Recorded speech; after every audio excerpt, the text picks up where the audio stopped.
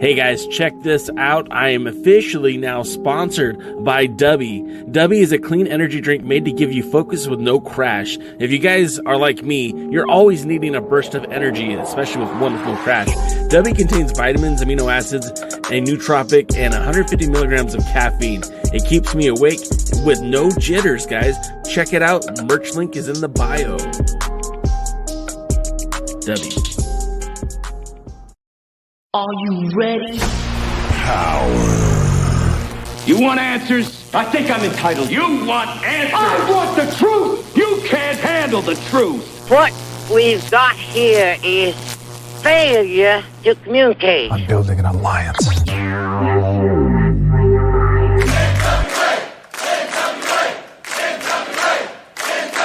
God bless the internet. Okay, let's party. It's showtime. It's time for the Alliance Guys podcast with your hosts Kevin Frazier, Jaden, DKM, and J. Cal. Oh, yeah, of course. I can never get this damn entrance right.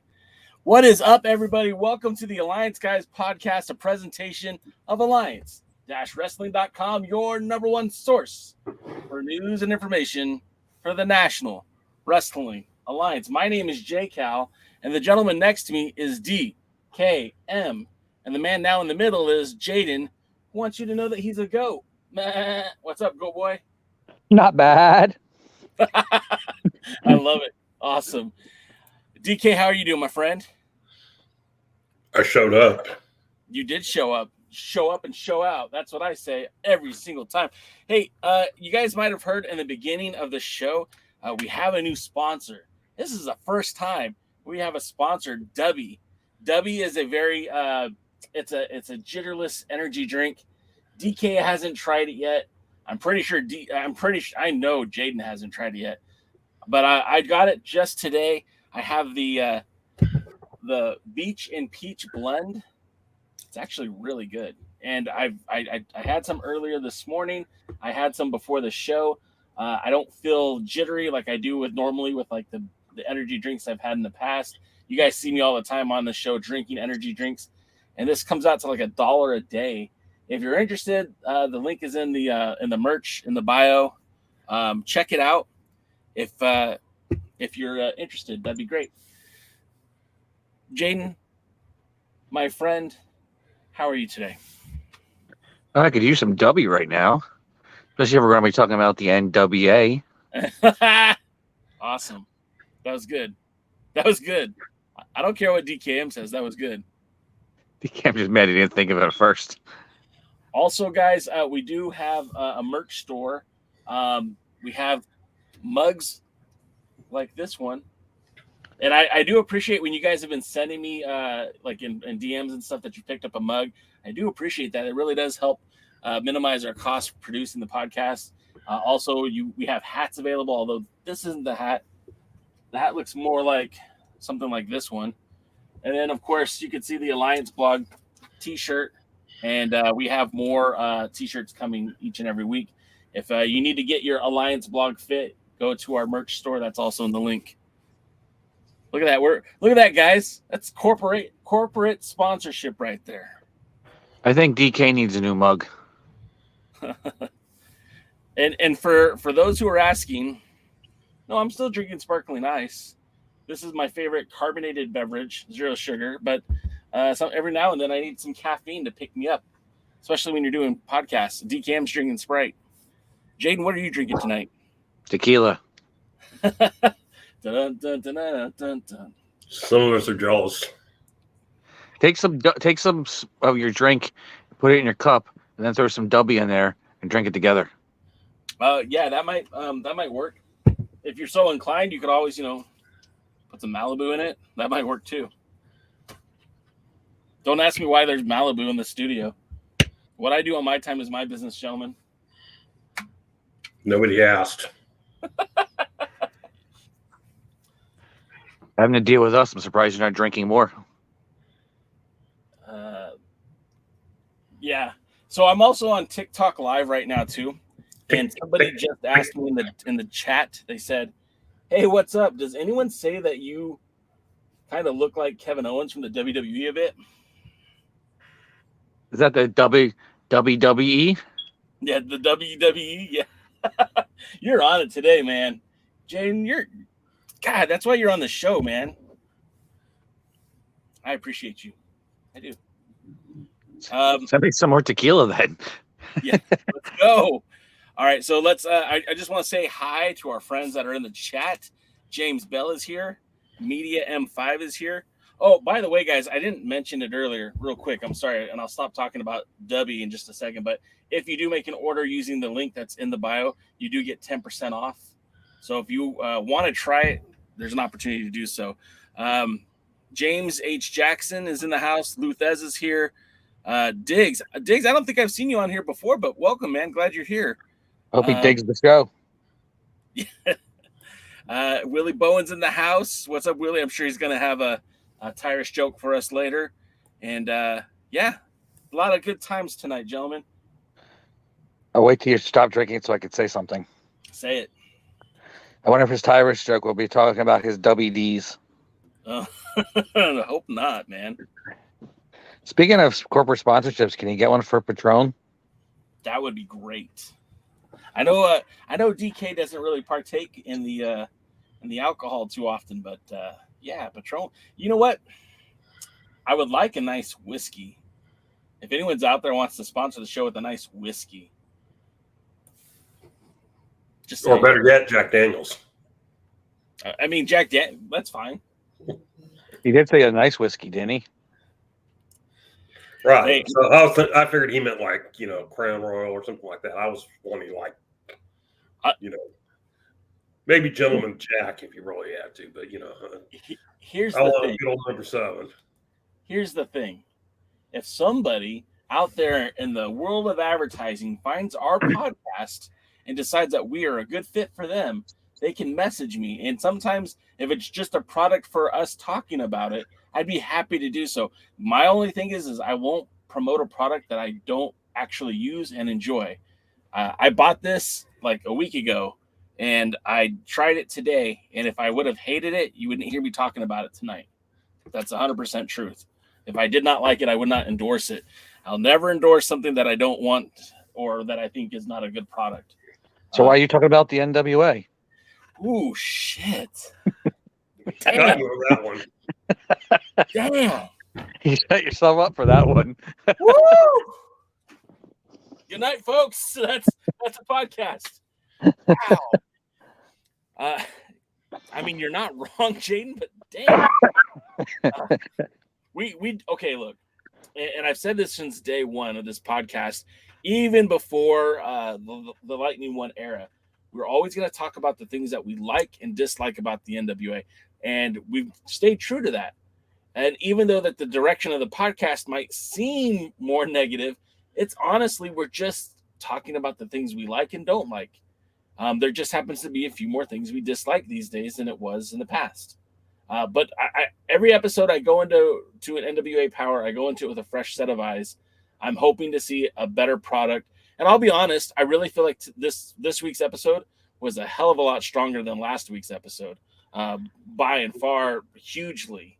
Big with a fresh set of eyes because each week they destroy the ones you're currently have. You have to get a fresh set in order to see anything. Luthez says NWA sucks pop. James H. Jackson says I was watching some classic episodes earlier of WCW. We don't love Billy Corgan as NWA owner. Chris, I think. Like he said. Medium 5 calls us the real NWA discussion. And James Bell is with you, DK. That Jack Daniels single barrel high proof is awesome.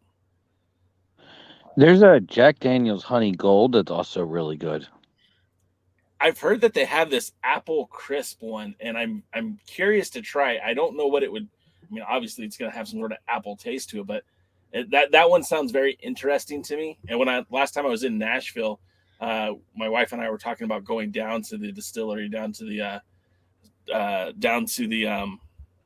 Jack Daniels distillery, but we didn't have time for it. Why don't you just have an apple teeny with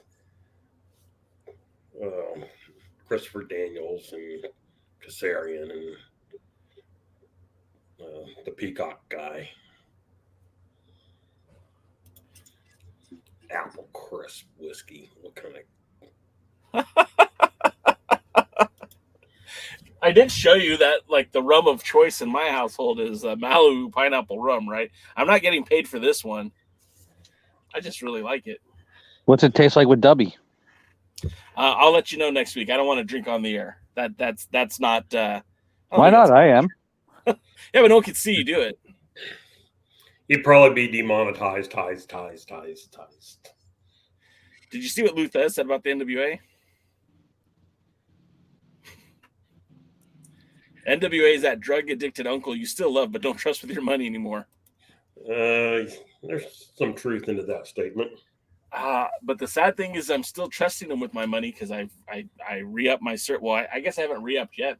I guess it doesn't re-up until a few more months. But yeah, I'm still paying for it. We're all paying for it. Man, do we pay for it.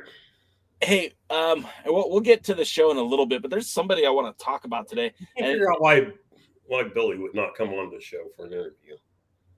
Oh, he'll never be on the show. Yeah, I know. Can't imagine why. I'm finding it increasingly difficult to book just NWA guest period anymore. I think Jeremiah Plunkett might have been the last one. We'll see. Well, I hear that there might be somebody fixing to work for Dog pretty soon. Maybe that'll change it. I put a feeler. Well, not a feeler. I just said, hey, to a certain fixer out there. I asked him if he wanted to come on, but no response. I tweeted at Ella Envy and told her that I was a big fan. No response. So I don't think I'm very good at booking guests. But if you guys have any inroads into the NWA and someone you want us to talk to, or just me, either way, let me know. I'd be happy to do that. Chris Drummond asks a very appropriate question, and that's something else I want to talk about tonight. But is the NWA All Access still a thing now that Fight Plus exists? I don't. As far as I know, we don't have an answer for you, Chris, and I don't, Jane. I don't know if you know what Chris is talking about, but Fight Plus is now going to be streaming for $4.99 a month, same cost as the NWA Access for a monthly price. Everything from GCW that gets produced, anything that's new, plus anything that from the past, anything from Black Label Pro. There's a few other wrestling promotions. I don't know them all off the top of my head, but in total, there's going to be about 8 of them from what I understand.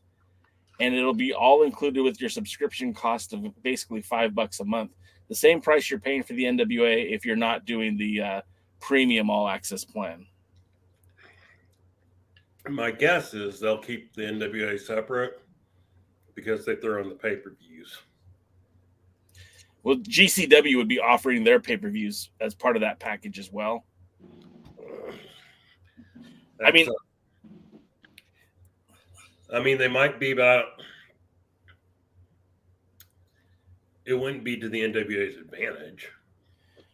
Well, the only thing I can think of, you got to remember, Triller has deep pockets. Triller's the parent company of Fight, and they're the ones that have been producing a lot of the celebrity boxing, celebrity MMA matches. And they do gangbusters on those. They get huge buy rates.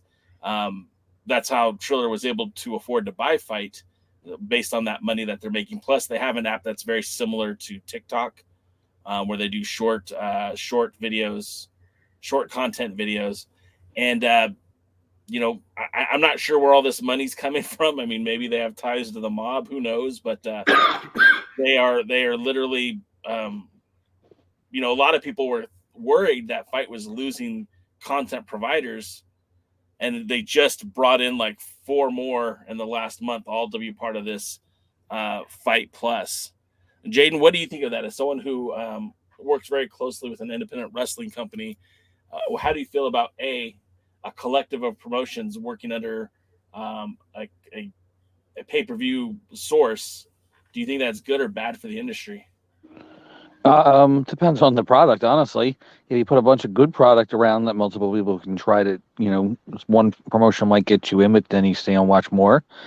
You have to find a way to hook them. But if you can do such a thing, that's good for the industry, I would assume. Anytime good wrestling can be seen anywhere, an eyeball can see it, like going to the Dog's YouTube page, hint, hint, nudge, nudge. is always a good thing. Unfortunately, I don't know if it's always the same for watching bad wrestling.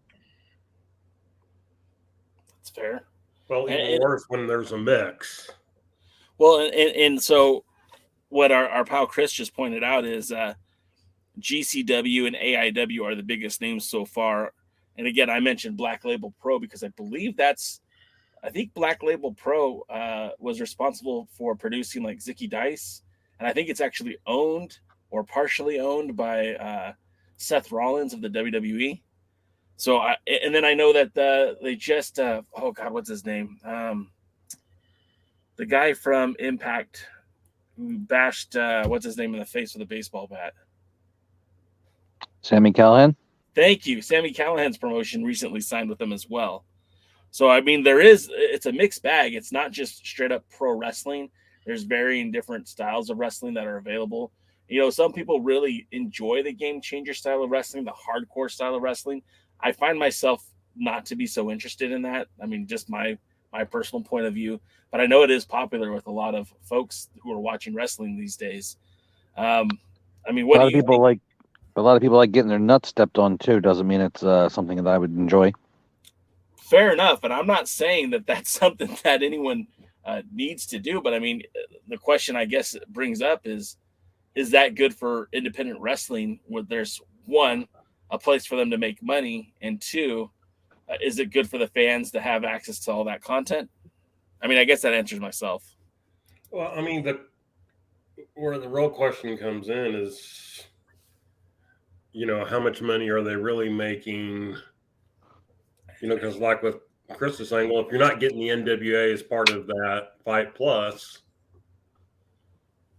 and that's what you're interested in seeing. I mean, you didn't list one promotion I would care about. Yeah. So I'm not going to get Fight Plus no matter what. So then the question becomes, you know, if there's 8 promotions and it's, you know, and it's $5 a month, well then, you know, by the time Fight takes its share, how much is each promotion really getting off any of those things? And do those promotions have enough people to make it worthwhile? Yeah, and that's the thing too. Like, so I guess like when you break it down, right, there's always that cost of a return on investment, that ROI. Any business person will tell you, like, if it doesn't make dollars, it doesn't make sense. And if Triller is just paying these companies for their content straight out and recouping whatever they spend on the back end through the pay-per-view subscription service, I mean, I could see.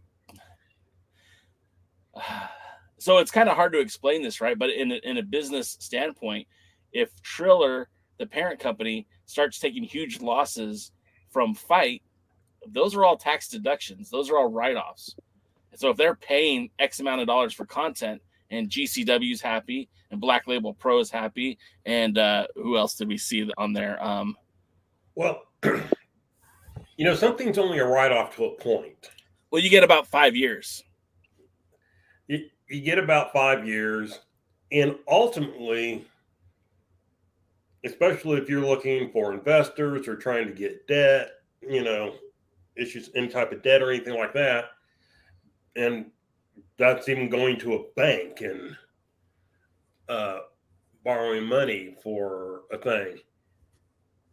They don't give a shit about a tax write-off. They're going to be looking, going, well, you're losing money on this thing here.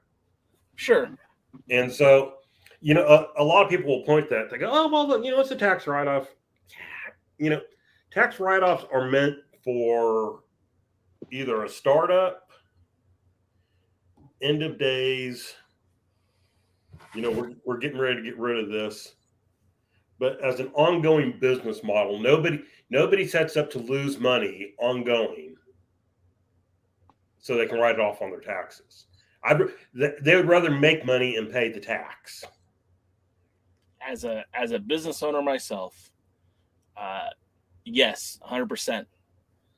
I've had some investments go awry, and I'd rather have just made the money and pay taxes on it than take losses and try to write off losses. But at the same time, with what Triller and Fight are doing, if they can collect enough eyeballs and really build this up again, maybe they have a 5-year mission plan. Like, I don't know for sure, and it's not like it's a publicly traded company, so we don't know any of this stuff.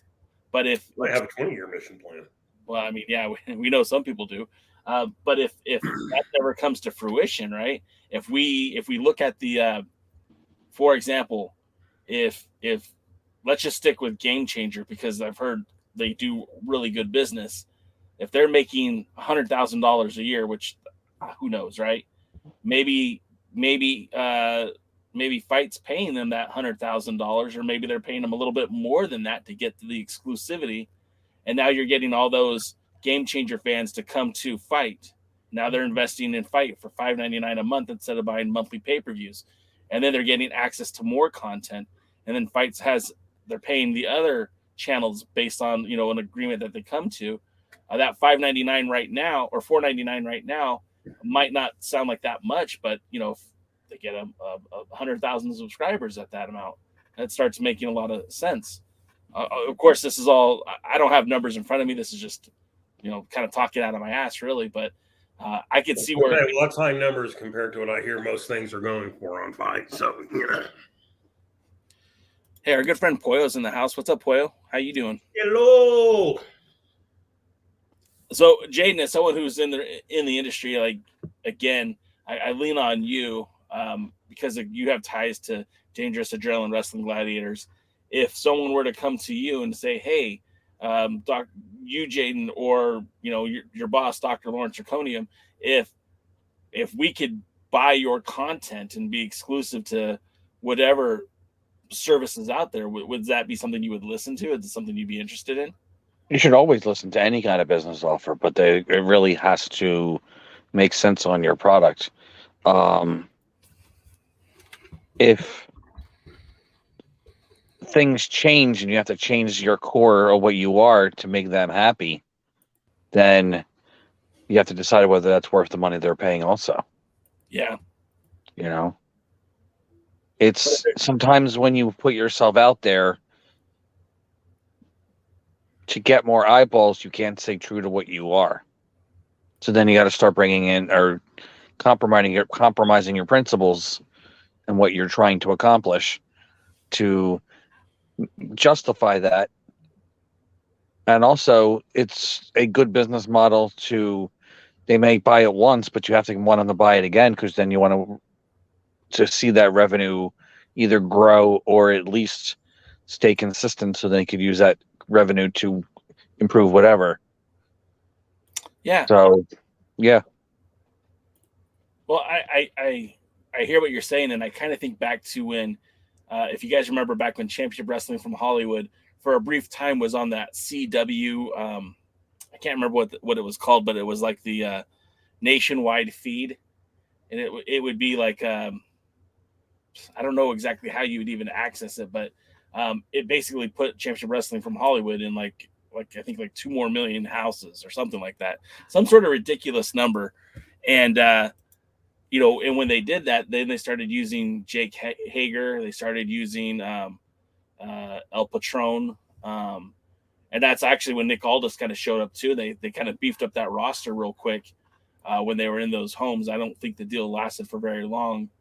I think it was called the CW Seed or something like that. But anyway, I hear what you're saying, Jaden, and we've seen examples of that in the industry where it has kind of come and gone. So with that being said, like, I don't know exactly what's going to happen with this. And again, none of these numbers are public. We just hear like the news, oh, so-and-so signed.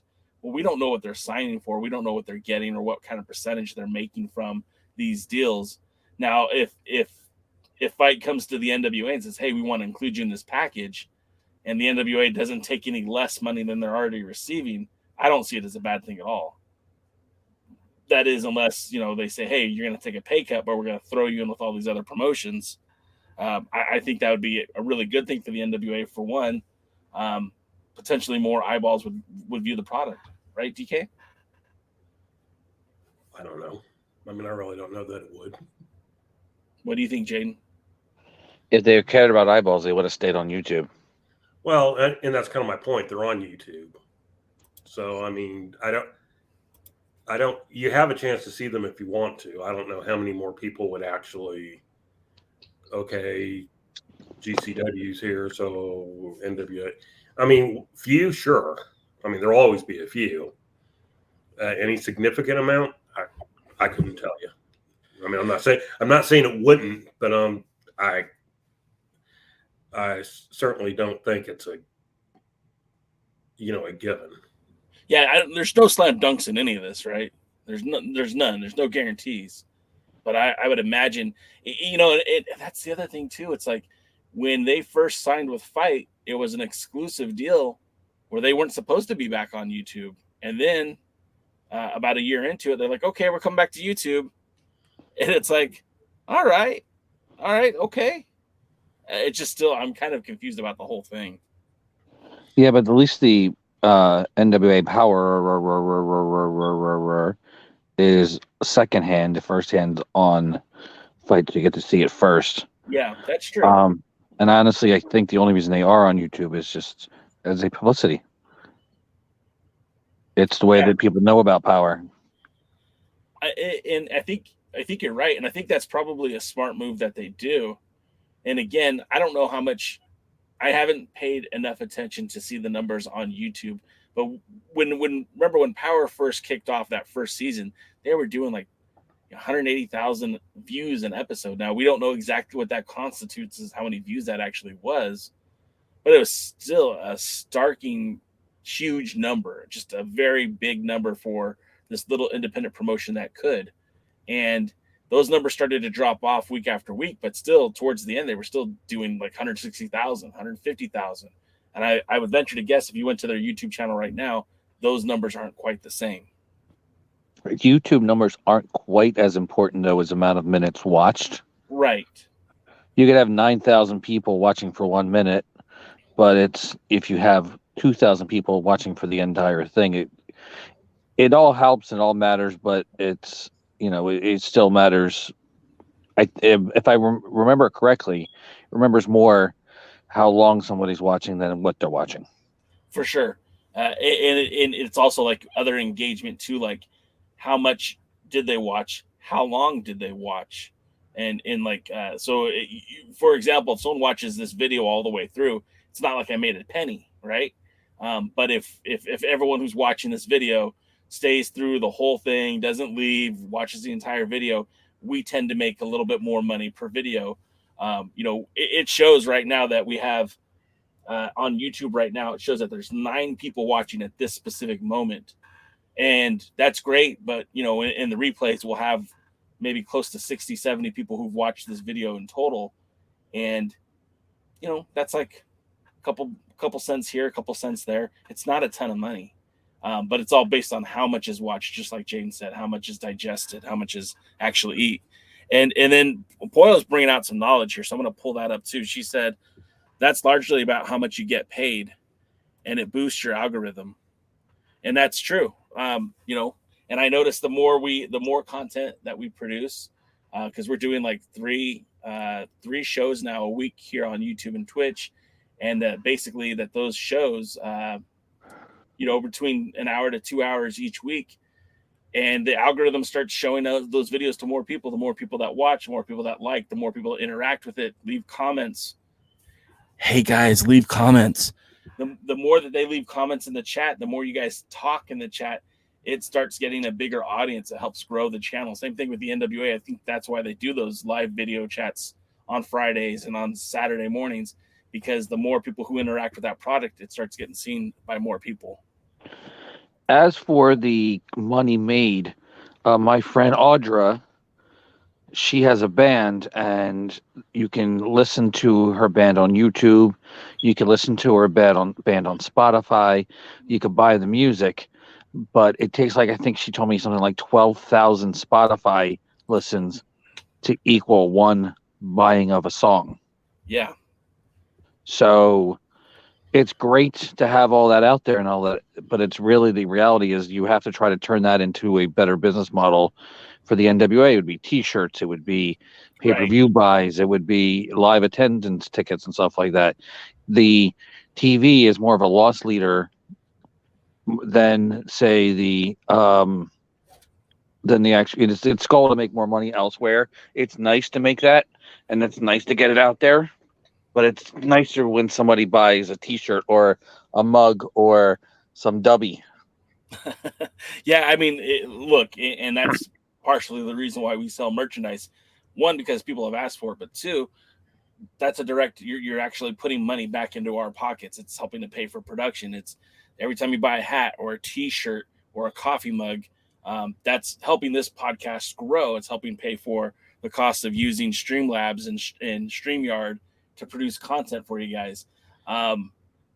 So, I mean, that's kind of, yeah, we make our money there. We're not making money on Spotify with the podcast. I mean, we are a little bit. Don't get me wrong. The audio portion of this goes to Anchor and then gets syndicated out to all the podcasting networks out there. And we make a little bit of money there. And then the show on YouTube makes a little bit of money on YouTube.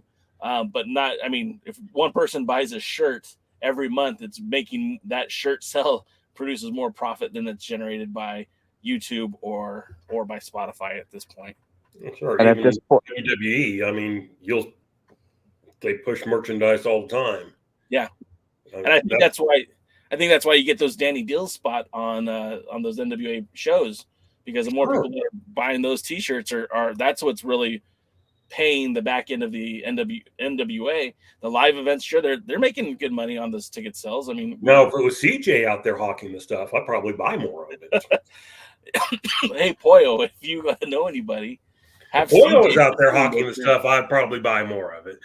But well, yeah, I mean, look, Danny Deals isn't my favorite guy, but some of those designs are actually pretty cool. I don't know if he actually comes up with those or if that's just part of the gimmick. But if I can be completely honest here, when it comes to the hockey and the merchandise, I don't actually have a problem with Danny Deals.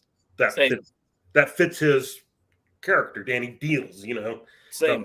It's out there getting you deals. Candy's a cutie, but I don't know. There's just something about her that doesn't hit right, and so I'd probably rather see Poyo or CJ or anyone else. Hey, by himself. I just want to point out, I've never seen MV. But she is a cutie. I mean, I don't want to make it sound like it's I don't think she's attractive or anything like that. She's a cutie, but I don't know why, but maybe it's watching her with the pom poms. I don't know.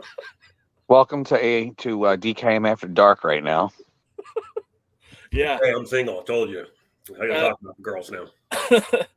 Real quick. We have a new viewer in the chat, MV Hitman, who I think for some reason I think Poyo might have brought him into the show, or them. I don't want to assume genders here, but MV Hitman, thanks for being here, man. Please, if you know the NWA, then you're welcome here to join our chat each and every Thursdays, this time 8 p.m. Eastern, 5 o'clock Pacific. We usually go about 2 hours. We talk NWA. And for anyone else who's watching the show for the first time, thank you for being here. We do appreciate you guys. This is what we do. We have fun talking about the NWA and wrestling in general, but mostly the NWA. And we'll get to Power here in just a minute. And Poyo says that I met Hitman on the NWA broadcast, and I'm pretty sure he hated me at first.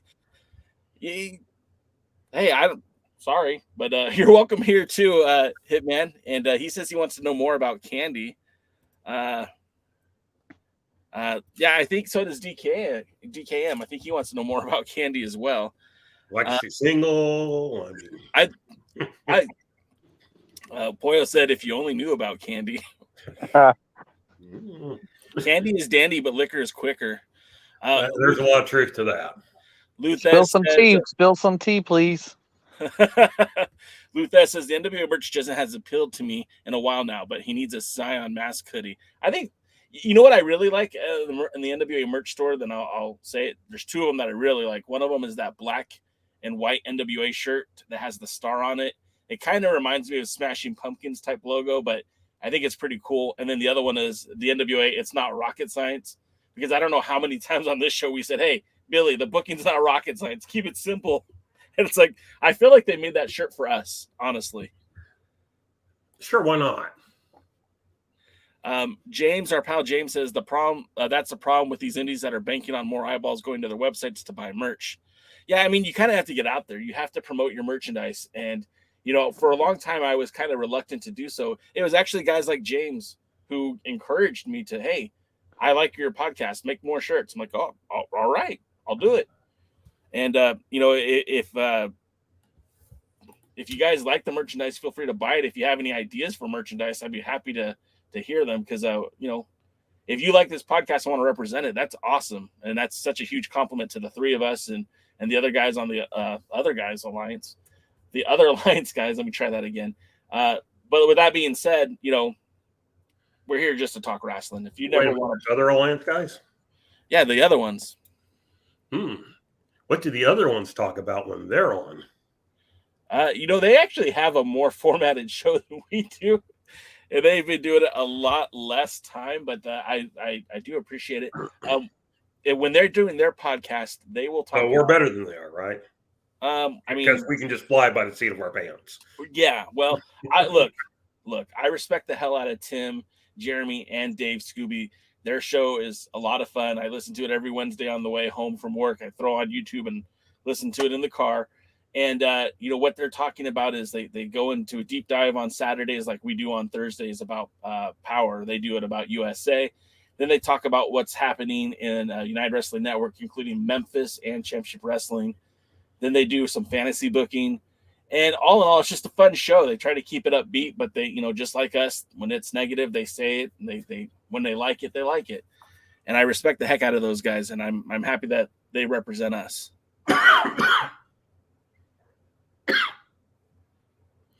And hopefully I won't die during the show. Please don't die. And Rick, we got look at the ratings.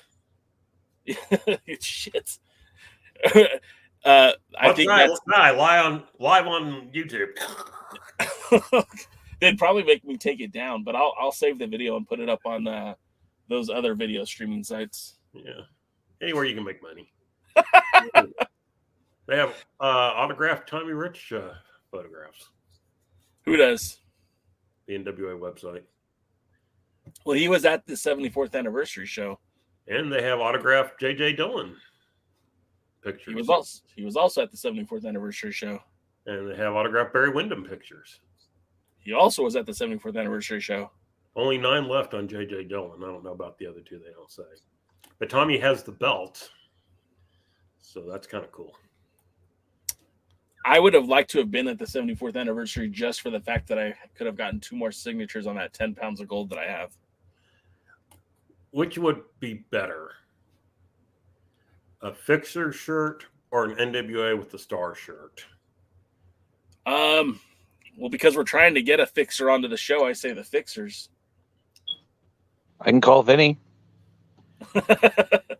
We need to have him on the show too. Maybe closer to March of next year, we can have him on. And Poyo said she's wearing the star shirt right now. He plug. Yeah, of course. That's what we do. No, it's $25. It's not that cheap, but there is the orange one, but Halloween just passed. So, are they going to have a red and green one for Christmas? Perhaps.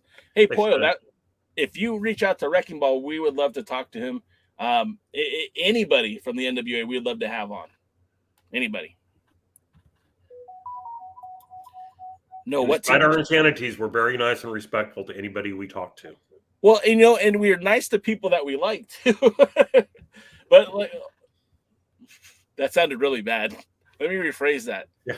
DK is right. We're very respectful to anybody we talk to, but I think the professional courtesy, if anyone comes on the show, we will give them that professional courtesy, even if we don't like them. I want to see what this T for 2 is going on right now. I'm putting up the messages as Poyle says them. She says, did you see the tea I spilled on Candy? Candy is, and I'm not remotely kidding, a genius, literally.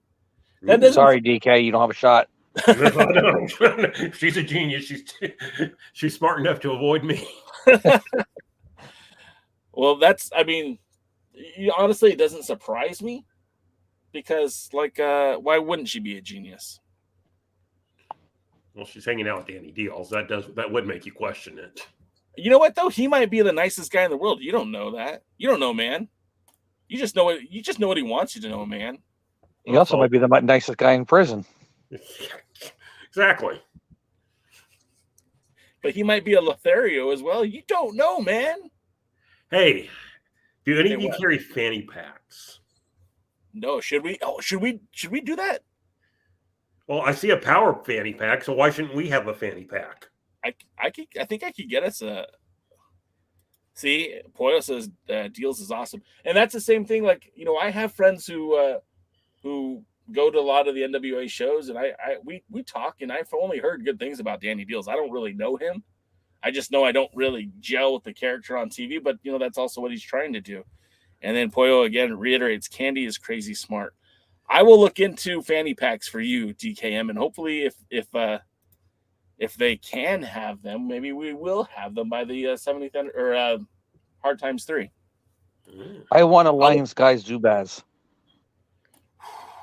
I bought my wife an Alliance Guys bikini. Is Poyo cool?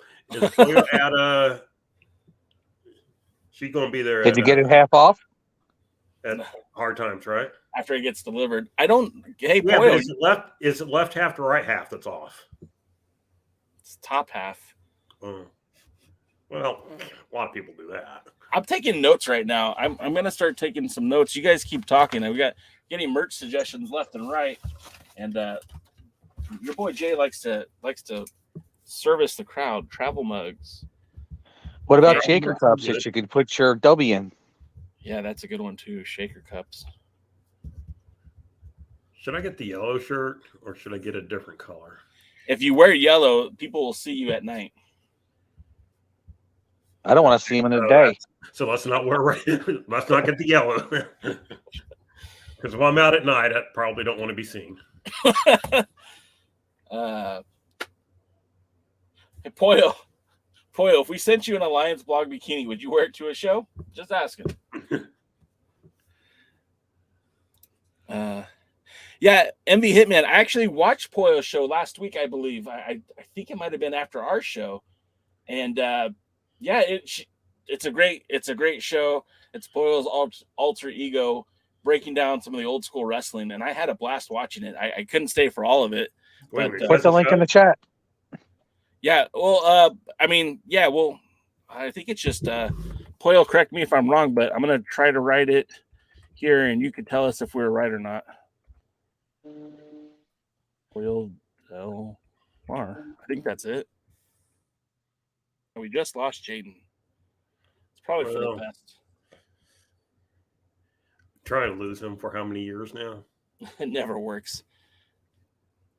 Yeah, so it's just at twitch.com/Poyo Damar. Poyo, do you go on at 7? Is that what time you go on? Or excuse me, Eastern time, I guess that'd be 10 o'clock Eastern. And I think I'm gonna do that, Poyo. I'm already sending you something. I'm gonna see if I can find one. And we'll talk offline. That would be awesome. That'd be great. Oh, okay. Usually 8, but sometimes 7. Okay, so when you guys get bored with us, you can go over to Poyo's channel on twitch.tv/Poyo Damar. Like I said, it's a fun show, classic wrestling. They really do break it down, and a lot of fun. Oh, yeah. See, you guys are full of plugs tonight. We haven't even talked about Power yet. And I wanted to talk about Flip Gordon, too. James says, don't forget to check out Poyo and the Popes podcast on Saturday morning. Yeah, I mean, that's got to be fun. Poyo says they're watching USWA from 1991. Ooh. That's fun stuff right there, right? That's an interesting time frame. I'm thinking Owen Hart was there at that point in 91. You know, I'm too old. Everything blurs together for me now. Yeah. You don't have to agree with that. No, it's me too, man. I mean, I was a kid in 91. Like, I started junior high, like, in 92. Shut up. You were already a grown-ass man in 92, weren't you? Married 3 years. Oh, no.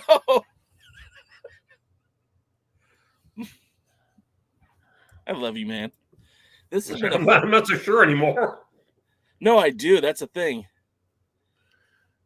All right. Okay, Rick says that might have been a year later. Yeah, we didn't get USWA where I lived. Growing up locally, I live in Southern California. You guys know that. So I would watch WWE on Saturdays and Sundays, unless it was on the Saturday night's main event on NBC. Then we would have Glow Wrestling on Channel 13, which was an independent. Usually like about 2 hours after WWE programming Saturday mornings.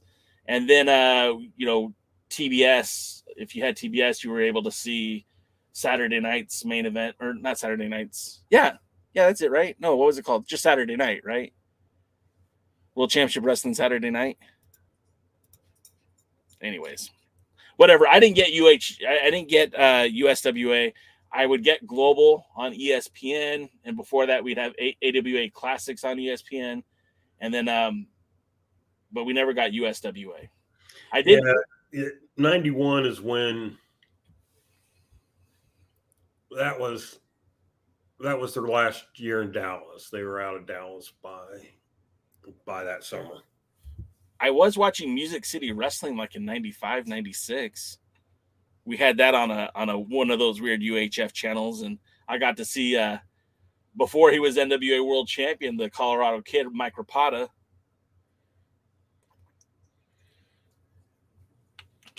Oh, Rick just brought up California Championship Wrestling. That was the absolute dog shittest wrestling there ever was. Was that the car lot wrestling? You say car lot? Yeah. No. That was something else. That was in the early 2000s. That was an NWA affiliate out here in SoCal. But the California Championship Wrestling was, I think it was Carl Lauer who promoted it. And it was just really like, it was post Grand Olympic Auditorium Wrestling. So it was a lot more indie. And they would show vignettes of wrestlers who never were coming to Southern California. They were not coming here to wrestle, but they would show vignettes like they were promoting them coming, and it was just really bad. It was like awful wrestling. It's the stuff that you would see in like early 90s indie wrestling. It was bad. And Rick says it was in a theater or something. Yeah.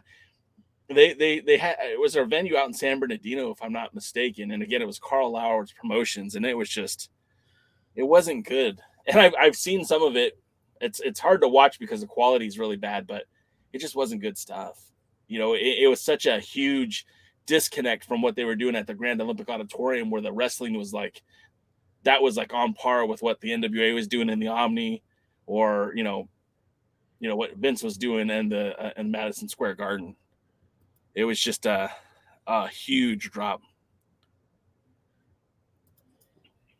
Pollo, I know it's not polite to ask a woman her age, so I would never ask you, Pollo, but I don't think you were around for California Championship Wrestling, because that was early 80s, and it was not early 80s, late 80s, early 90s. It was worse than what Herb Abrams' UWF was. Is that possible? No, yes, it is possible because I saw it. Wow, so we spent a lot of time not talking about the NWA, which is fun. And Pollo said, yeah, we'll get to the flip in just a second. I want to address what Pollo said.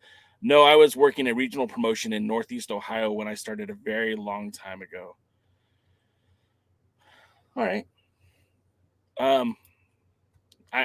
I don't believe it, Pollo, because it's like you don't look that old to me, and I'm not going to pass judgment here. And I'm not trying to say anything negative, of course, but I don't think you're that old.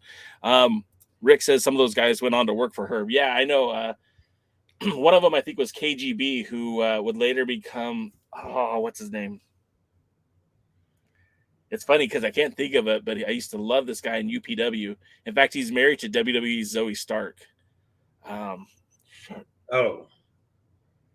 you know who I'm talking about? Tom Howard.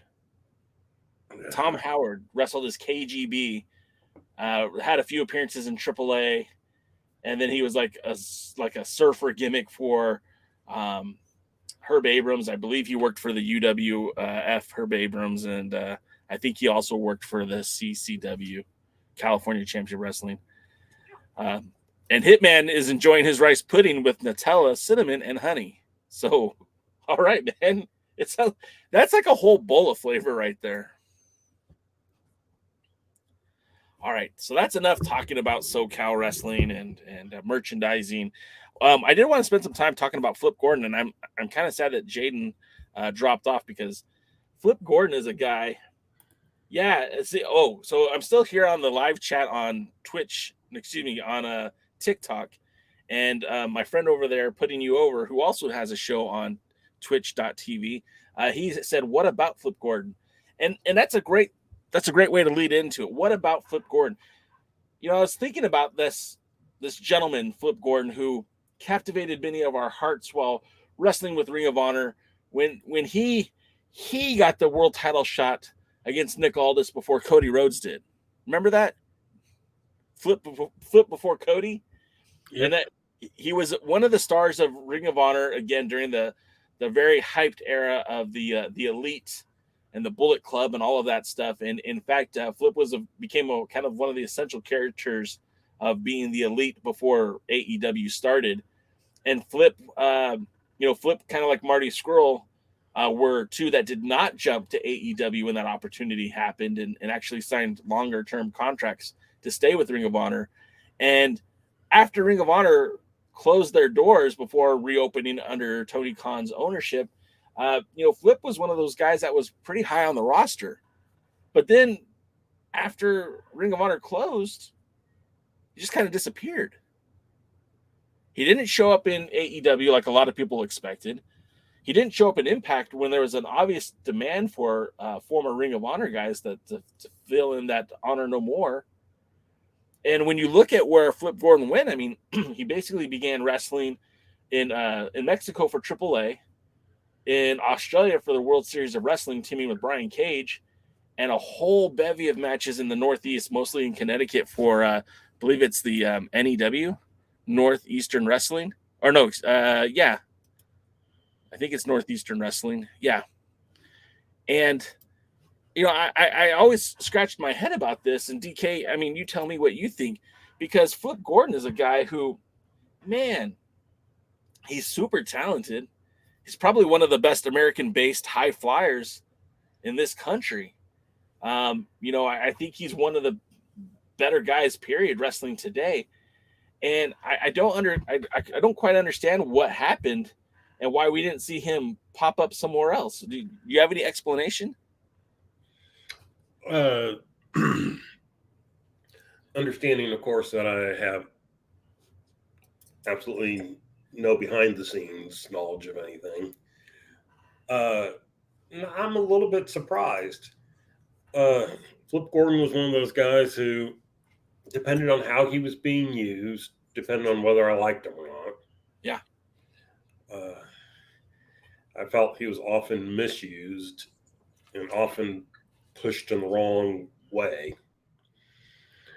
But he was he had name value from ROH. He has skill. Not only is he a high flyer, but he has some technical skills on the match. He did some of the pure wrestling before he got kicked out of that on one of the bad storylines he was in.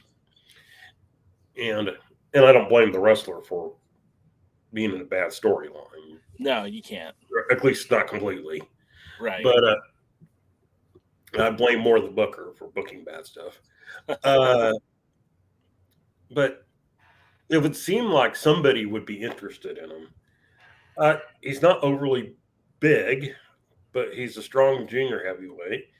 And then when you look at some of the people in Impact and AEW and all that, you would see, of course, Ring of Honor, their average champion was 200 pounds? Yeah, I mean, they weren't very big guys. I mean, it's that, and so how somebody has not picked him up to use him in a better way is beyond me. I would think and again, I don't know. To me, he's like Rhett Titus. How people don't jump on these guys and use them. And of course, I don't know. Did Rhett Titus sign with AEW? Does anyone remember? I don't think he's officially signed yet. In fact, I'll see. I'll look it up right now. I know a lot of the guys signed, but it's almost signed in a just like a pay per appearance, right? What? Like pay per appearance. Well, some are signed exclusively. My understanding is the Briscoes are signed exclusively. Yeah, but they might be the only ones. No, he's still a freelancer according to Cage Match. If that, Well, there were a few that were picked up. I mean, Dalton Castle, who recently wrestled on Dynamite, he's a per appearance guy, and he holds one of their titles. I think he just actually got picked up after his AEW appearance. He did it just recently because it was recent. It definitely was recent because it was after his appearance that they said that he was only only a freelancer and that he did not have a deal. But and again, I think some of these guys are just being picked up because I guess to keep them from wrestling elsewhere. I don't fully understand what's going on with some of them. I think the whole deal is they just don't want to lose them, right? So a team like the Briscoes basically getting paid just to wait for the next show to happen. But that way they're keeping them out of Impact. They're keeping them off of the NWA, basically keeping them fresh for when Ring of Honor does come out. And that's the thing too, when Ring of Honor finally does land a TV deal, because that's what they're working for. They're trying to get a TV deal. They want those talents to seem fresh and exclusive, and they don't want to have to share them with the NWA or Impact or anything like that. Well, yeah, but that's when you sign them, when you have the TV deal. Yeah. Well, let's not joke ourselves. Tony Khan is certainly one of these guys that pulls the cart before the horse. I mean, that's just what he does. Okay, cool.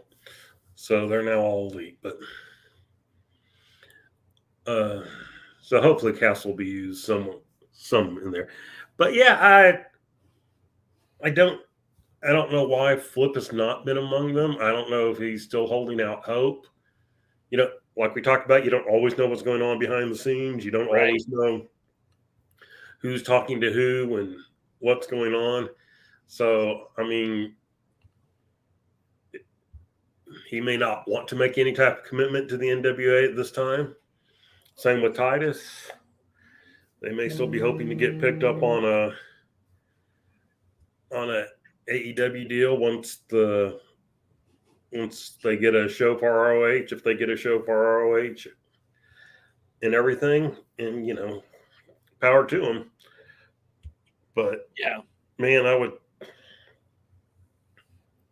it saddens me because there's certainly talent that the NWA could use, and especially in the junior heavyweight division, especially since both of them are such good technical guys, which is kind of the type of junior heavyweight they want to push, which is that's one of the old school things that Billy is doing. The junior heavyweight champion is in the old NWA pre-Crockett and stuff like that. He was a grinder wrestler. Yeah. He was a technical mat wrestler. So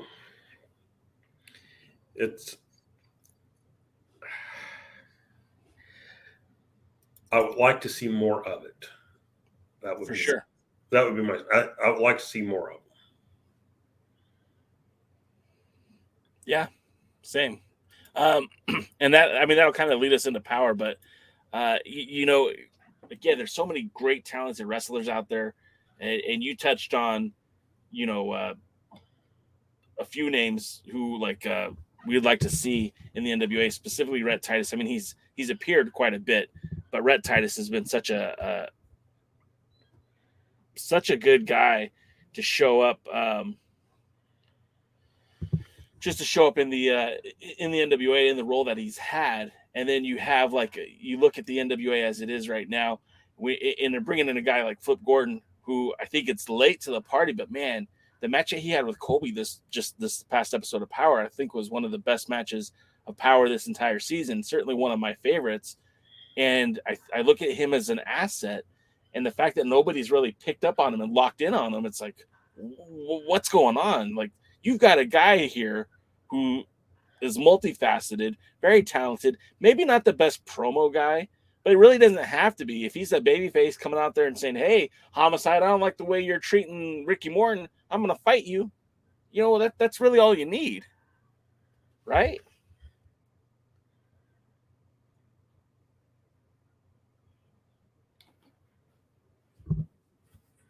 I mean, at least for me anyways. But this matchup that he had tonight with, on Tuesday night that he had with Colby Corino, like I said, was one of the better matches I've seen in a while. And that's going to bring us to our review, recap, regroup, preview, post-show, talk about the NWA Power Season 10, Episode 8. And, you know, I love when the show opens up in the ring. You have the I think I lost you for a minute. Oh, you did? Yeah, everything seems to be working now, but I was blank there for a couple of minutes. I'm like, what's going on? I thought maybe you had a stroke. I'm glad you're okay. Well, again, you know, dying on screen and everything. Well, the ratings. I'd rather you not die. I already bought your tickets for for Hard Times 3. You can't. So you're thinking about yourself. Very selfish. Yeah, you can probably scalp them. Just don't get arrested. Don't get arrested. So I love when they open up in the ring. There's no need to have an introduction. There's no music, you know, already. So the introductions tend to be pointless, especially when it's more well-known talent. Flip has wrestled several high-profile matches in the NWA. This isn't his debut. This isn't even the biggest match he's had. He's challenged again Nick Aldis twice for the 10 pounds of gold. Once at Hard Times, I think Hard Times number 1. I believe he challenged Nick Aldis for the 10 pounds of gold. And he's had, again, the total of like 3 matches with Nick Aldis. Very high profile for the NWA.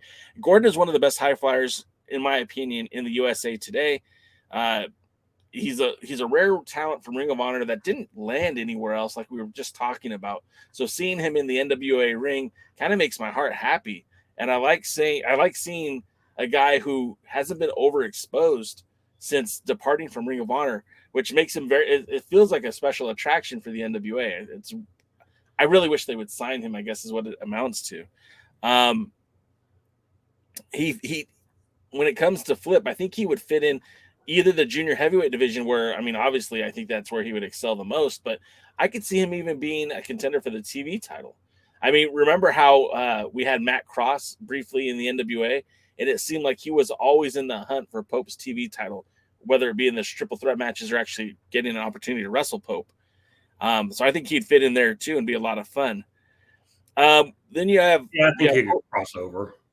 Yeah, I mean, he's definitely one of those guys who can, and he's had enough matches with Nick Aldis that he's believable as in that open weight division.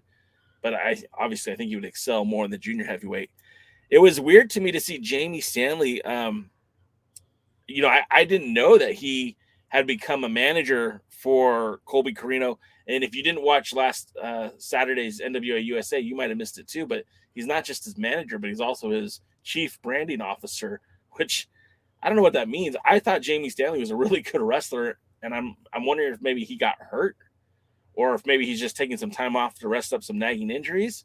But I was surprised to see him in this capacity. I mean, they have been doing this for a little bit, setting it up. I guess I missed it. I guess I didn't pay attention to that. It may have been more on USA than here, than on Power. Flip's outstanding talent, and he would be evaluated. Yes, we agree. Hitman says, I wouldn't mind seeing Flip as a junior champ.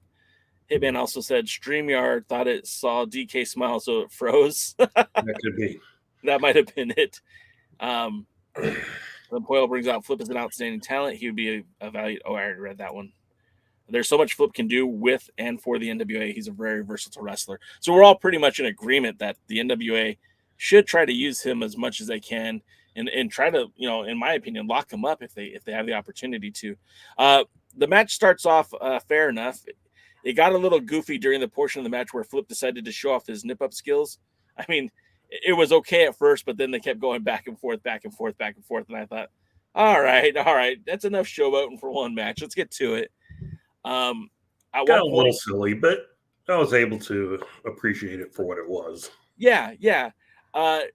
Then Carino connected with that spear that they both seemed to just collapse through the ropes and onto the floor. I mean, I know that was the spot, but it looked like both men, it took a lot out of them, which I appreciate that.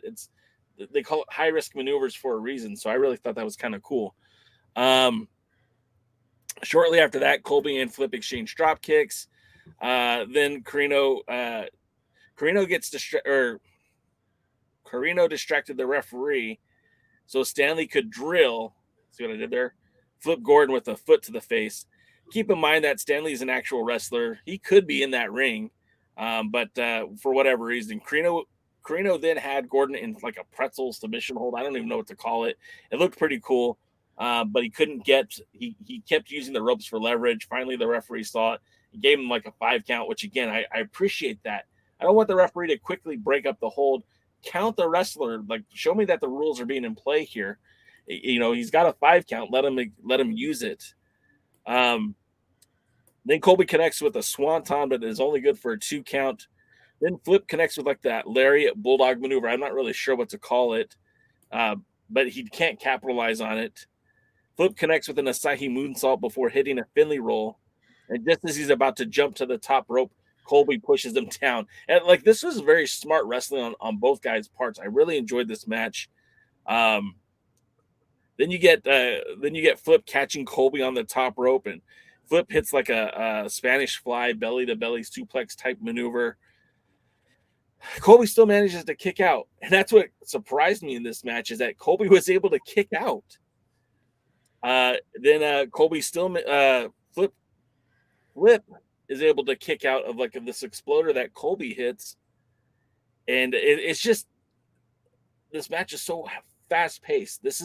It's what I would call like an indie match, and I don't mean that to sound like insulting, but like, this isn't like your traditional NWA match. Certainly not an opening match. And the match ends up coming to a finish when Colby connects with an avalanche Colby driver. Like I said, it's a real fun match, and I hope they can carry that momentum for the rest of the show. What did you think, DK? Yeah, it was a really good match, and I enjoyed it. And it was mostly my type of match, my style of match, a lot of technical stuff. They did get into the high flying. It was plays this great storytelling in the match, I would agree. I think that it was a fairly clean win. I understand there was a little bit of distraction there at the end, but not really interference. Yeah, I mean, and so for me, it's one of those things of that you can logic yourself in wrestling and going, if you're wrestling a guy with a manager or something outside, you have to keep attention on the thing and not the manager. If the manager reaches up there and pushes you, then hopefully the referee will catch it and disqualify him. And so it's so in my book, it was, that's a logical thinking in wrestling. Yeah. And so in my book, it was basically a clean win for Colby, which of course I hate to see Flip take the loss, but they're building Colby here, and he's going to be facing the MLW National Openweight Champion. And so that match might steal the pay-per-view, by the way. It could. Any match that Davey's in has the potential of stealing. Well, I mean, just from the last pay-per-view, Davey and Thrillbilly really had a hell of a match. And, credit to Pollo, that match was really good. Pollo did her job, and, Thrillbilly did his job. He made himself look damn good in that match. Of course, Davey Richards is a freaking professional, so it was going to be a good match no matter what. And now you've got Colby Carino coming off this big win off of Flip Gordon, challenging, a lot of people don't remember Steve Corino was one of the founding fathers of the MLW. His group, the Extreme Horsemen, played a significant role in that company's early development, and I believe even Steve Corino had a feud with oh gosh, help me out on the name, Satoshi Kojima, over that MLW championship title. It's kind of funny because Corino was an NWA champion who became the MLW champion, and Kojima was an MLW champion who later became an NWA world champion, just kind of fitting there. So I don't know. I think I'm excited for that match, and I was really happy with the turnout of this match.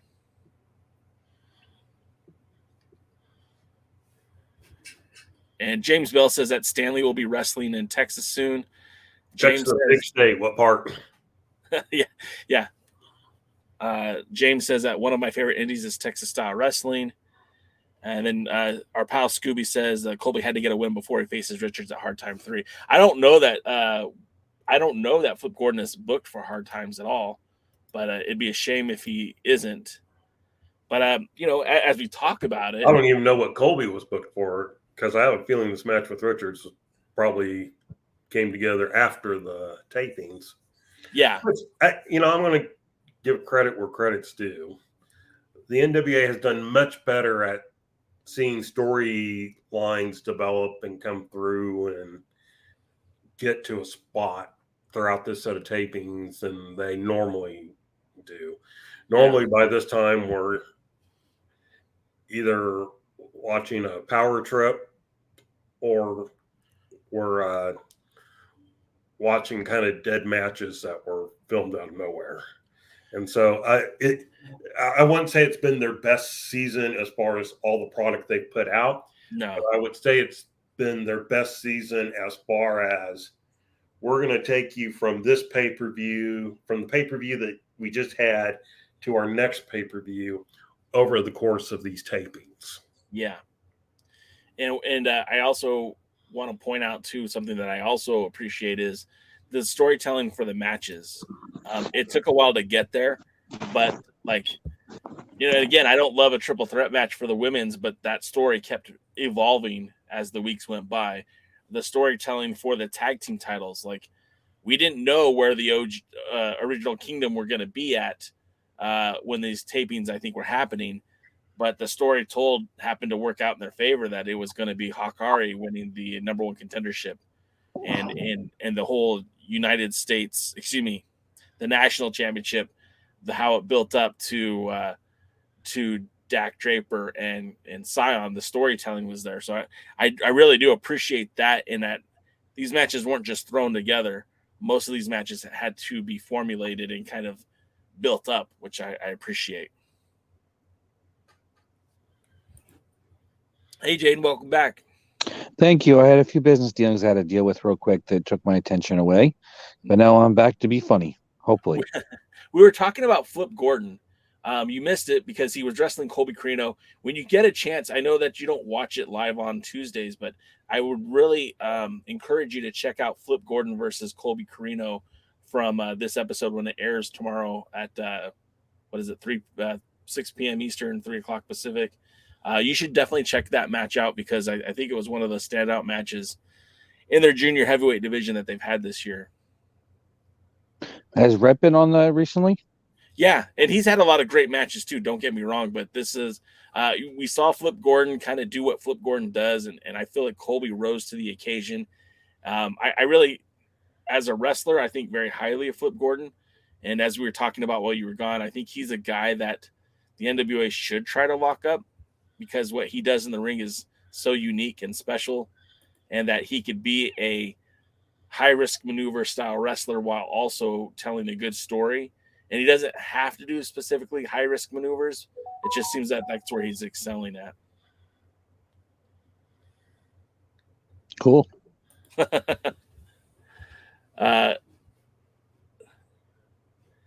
Poyo says, I'm too close to the product to discuss any of these folks. I like them all. Yeah, and that's kind of the downside of being having you on here, Poyo. I mean, we appreciate you here all the time. Don't get me wrong, but I doubt you'll have anything negative to say. From what I hear about the locker room, it's a great locker room. It's a great environment. So, like, I heard that. And you're not going to go out there and shit on your fellow coworkers. I mean, that would be bad business for yourself. But this match, I think, was really a strong match for the NWA. And I really hope they do more opens like this, because that really got me fired up for the rest of the show. With that being said, we get to the next segment, which is Kyle Davis with Chris Silvio and Jack Stain, trademark. And Silvio, this is where we land in sports entertainment. So, like, for you guys who don't enjoy that style of wrestling, you're not going to enjoy this segment. Silvio proclaims that Jax is pleading the fifth on all matters regarding this demonstration, and says that Mayweather's lady has been hitting him up through text message, and they proceed to air the text messages behind them on the television screen behind Kyle Davis, which this is so weird for the NWA. I'm not used to this kind of storyline.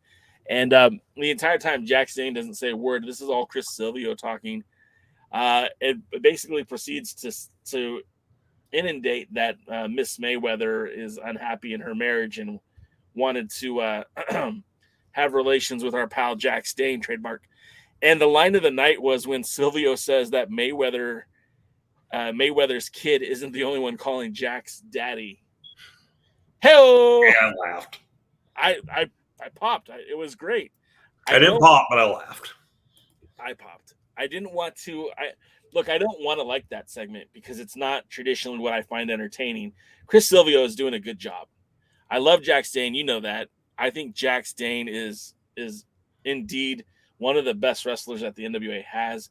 I wish he was being utilized more in that world title picture. He did just get off a nice run with the national championship. But I would like to see him be considered for that world title again soon. Go ahead, Jane. Can somebody ask Chris Silvio? He can find out what was in the envelope when Baby Doll had pictures of Dusty Rhodes. maybe he could sequester that. I'm not sure. DKM, what did you think of this segment? I mean, it's not my cup of tea, but I will say that it's probably the best I've liked Chris Silvio. I mean, the guy's gotten much better at yapping and, the gift of gab. And I like it better it makes more sense now that they're together instead of kind of the way they used to do it, where Silvio talked on his own and Dane was in the ring on his own. Now they actually come across as a team. So it's much better. And for what it was good. And I think that it's important if they still have so much they can do with Jack Stain. I'm going to sneeze here in a second. Bless you. There's still so much that can be done with Jack Stain. And the thing is that even though he lost the title to Scion, he's still a legitimate threat to any belt on the program. And the fact that he's a Grand Slam champion just proves that he's versatile on that roster.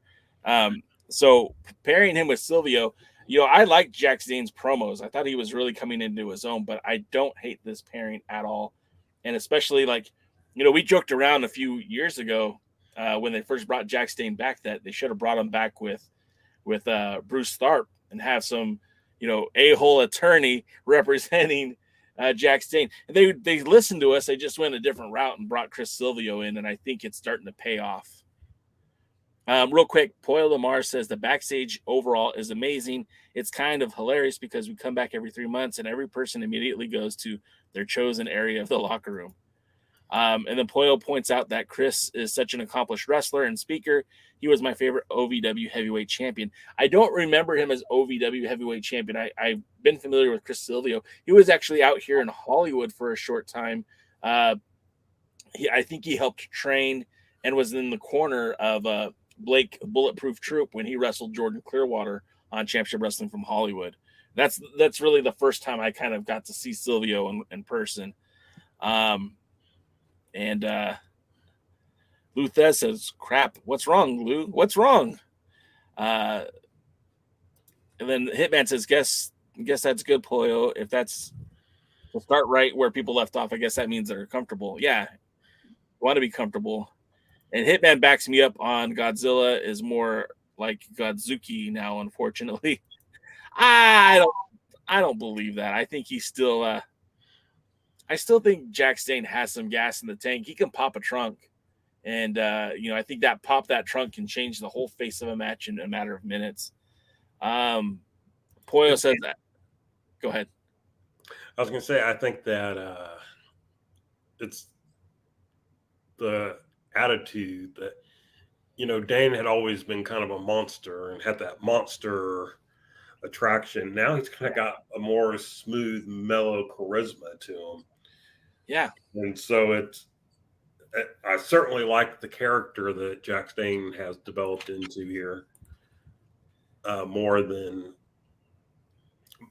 I probably thought I would. I mean, if you told me beforehand, hey, this is how we're going to start booking Jax, and this is how he's going to, I probably would have gone, I don't know, man. I mean, got this big monster guy. I mean, it works well for him. He does it well. I love the fur coat, the sleeveless fur coat vest. I think that just plays into it. And again, like at this point, if he never won another title in the NWA, he's still a Hall of Famer for the National Wrestling Alliance.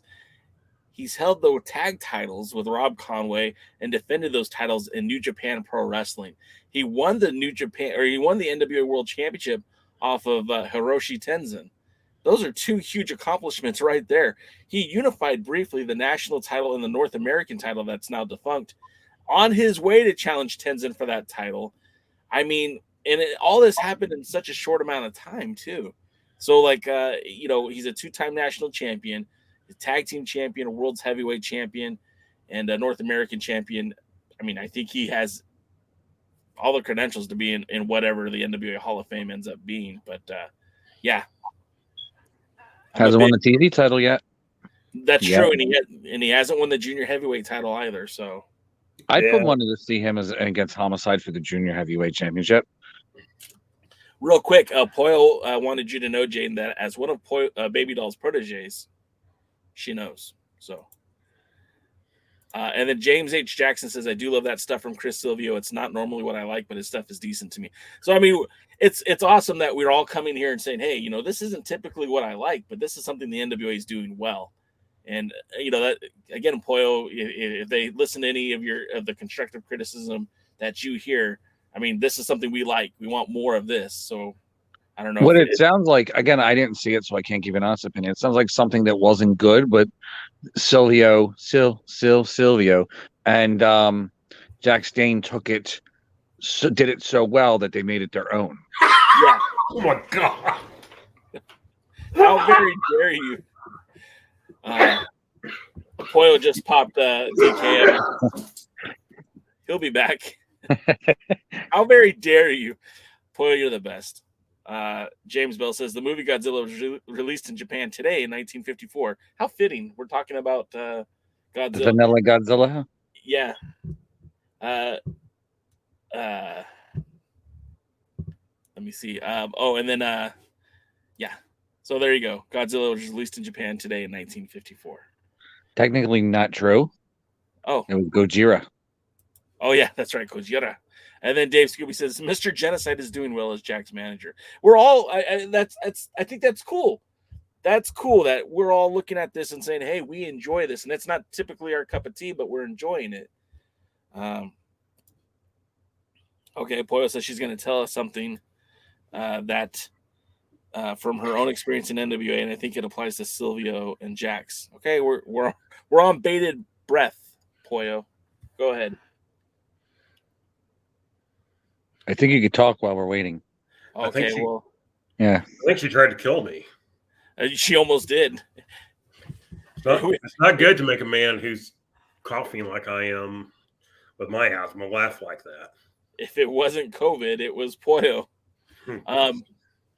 All right, well, we'll wait for what Poyo is going to say next, but I'll run to the... Oh, there it is. Sometimes creative throws acts together thinking that they'll either sink or swim, and sometimes they sink. Other times those involved are true pros and make it work because they're just that good. Yeah, exactly. And I think, Poyo, you were an example of this too. I don't know initially who decided to put Poyo with Thrillbilly, And on paper, it sounds crazy, but it works. And again, it's the testament to the two of you who are able to put this together. And it's funny, and we laugh. And you know, we go back to the Fixers with Colby Carino. Again, it seemed kind of a weird trio at first, and then it worked really well, so well that the Fixers kind of got so much over they don't even need Colby at this point. So, Luther says, well, and they went a different direction too. Yeah. Well, and then the problem with the Fixers too, and if you guys listen to the other Alliance guys, something that they kept bringing up is that those guys are kind of tired of the Fixers, and I'm kind of over the shtick as well. I want to see them be more like they were when they first formed as a tag team, and I think you could still salvage them, but I think the over the top goofiness kind of hurts.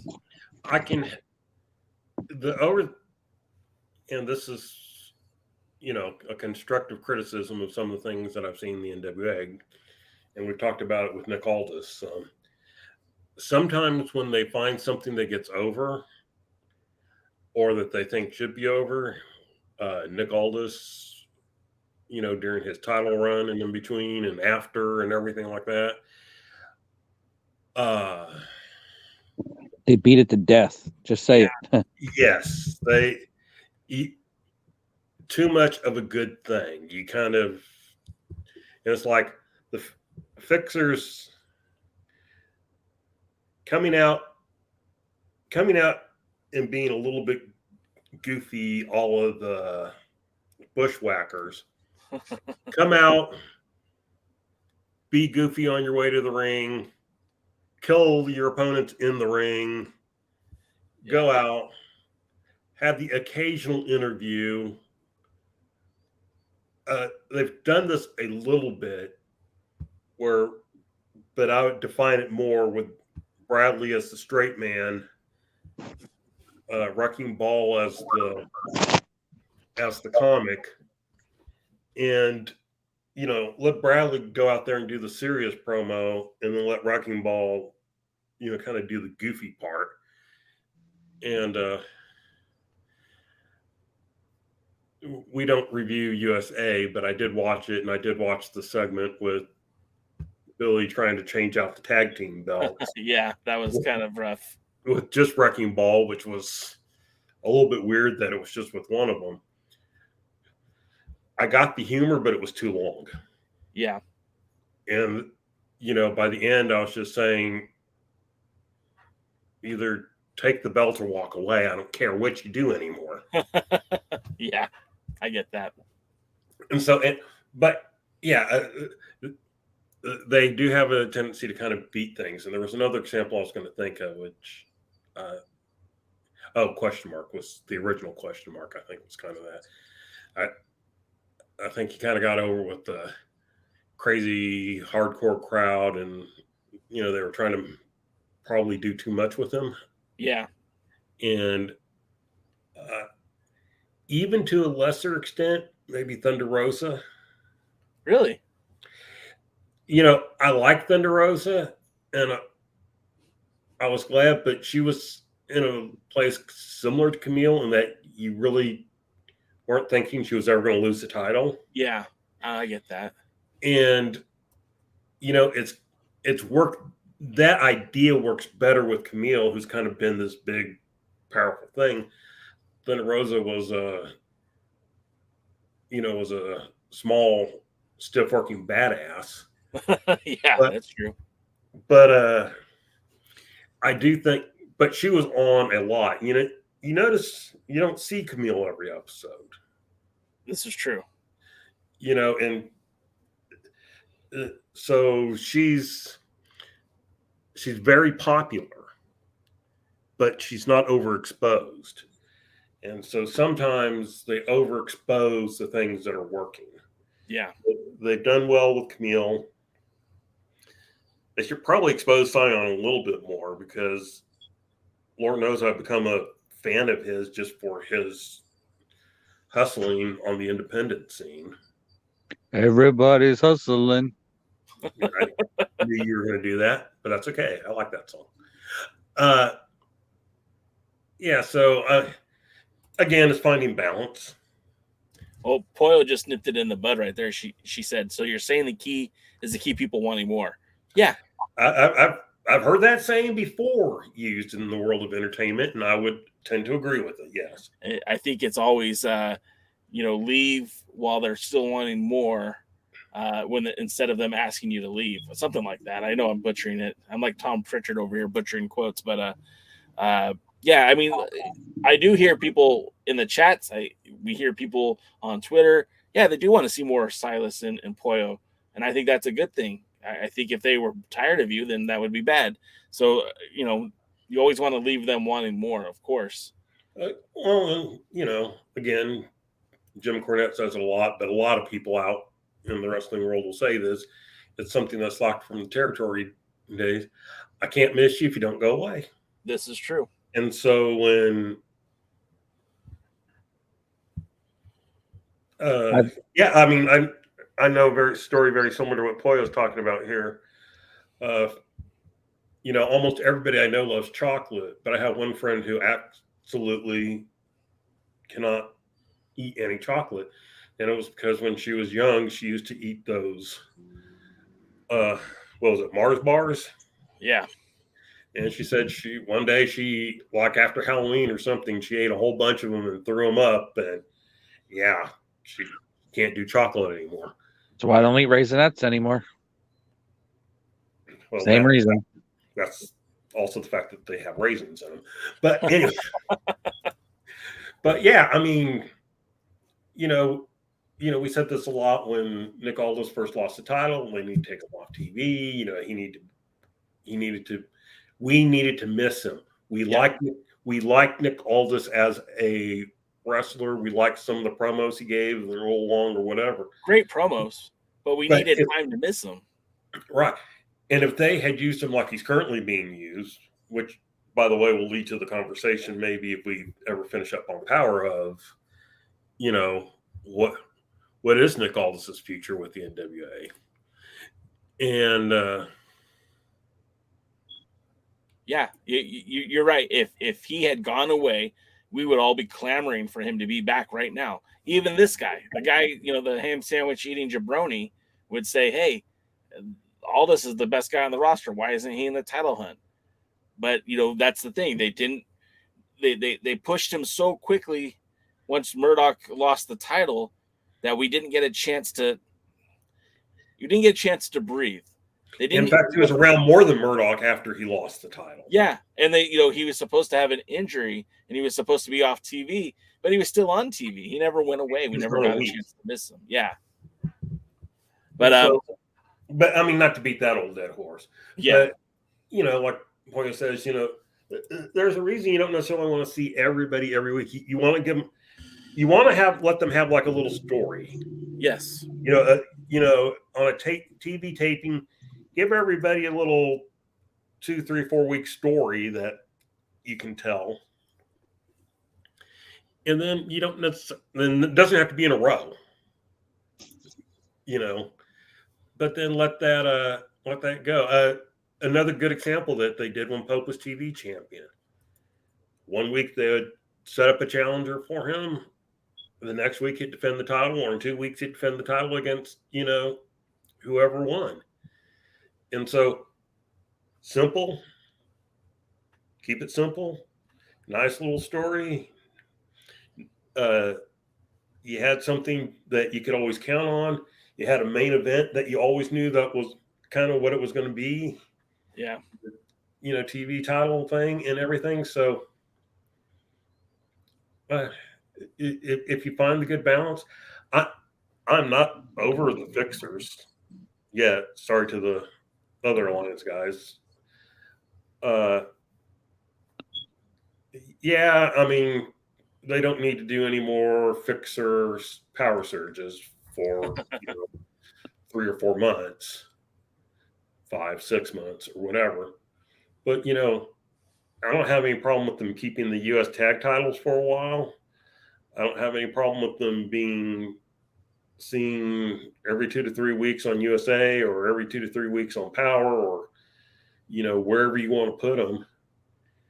And defending the title against some of the lower teams and during the shows, and then hit something on a pay-per-view where they've been against a top team or challenge for the world titles or something. But and then don't burn me out. You're right. And props to, again, more props to Pollo and Silas, because he said, I really didn't want to like Silas at first, but I can't help myself. That really means something to a crusty old fart like me. Well, and I would agree. I mean, probably the same thing. I wasn't thrilled at first, but it got over with. And I know how very dare me, but I was so unfamiliar with who Pollo Del Mar was when she showed up at Empowered. I was fine with it, but then when she came back to the NWA for second round, I was like, well, what are you going to do with her? And then putting her with Silas, I didn't get it at first, so I was like, well, this seems unusual. All right, let's roll with it. But it's been very fun, and it's been a good pairing. So I've come to appreciate it and respect it. But at first I was like, what is this? And the same thing, I wasn't a big fan of Silas either, but it did grow on me because of, again, the work that Silas put in the ring, the work that Pollo did on the outside of the ring, the shenanigans that were involved. Like, I think I even said it, like that first match that he lost because they were sharing the chew, that was a little too much for me. Like, I kind of got a little nauseous because I'm not a tobacco chewer, but at the same time, like, that pairing has worked, and it's been a lot of fun ever since. And the fans are kind of getting in. Well, they're definitely getting into it. I don't want to say kind of, they are getting into it. And there's some people there's some blowback because of it, but that's kind of a good thing because it brings more attention to it. When talented people are given the opportunity to display their talent, like Pollo says, it's sink or swim. Yeah. When talented people are given a chance to go out and display their talent to the audience, it gets over. I mean, look, I'll look at the first match that the two of them were together, and if you go back and listen to my review, I was not a happy camper. Yeah.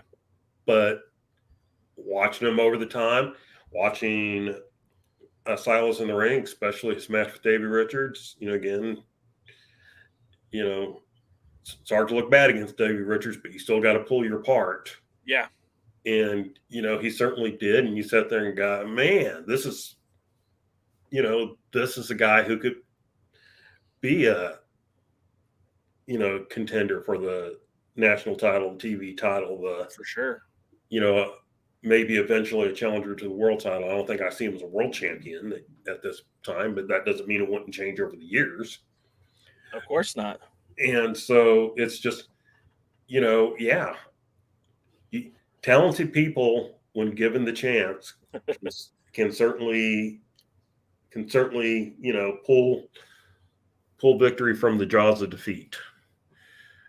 Bad booking can pull defeat from the jaws of victory. So, yeah. All right. I want to get to the next segment, but I do want to post this real quick that Pollo said.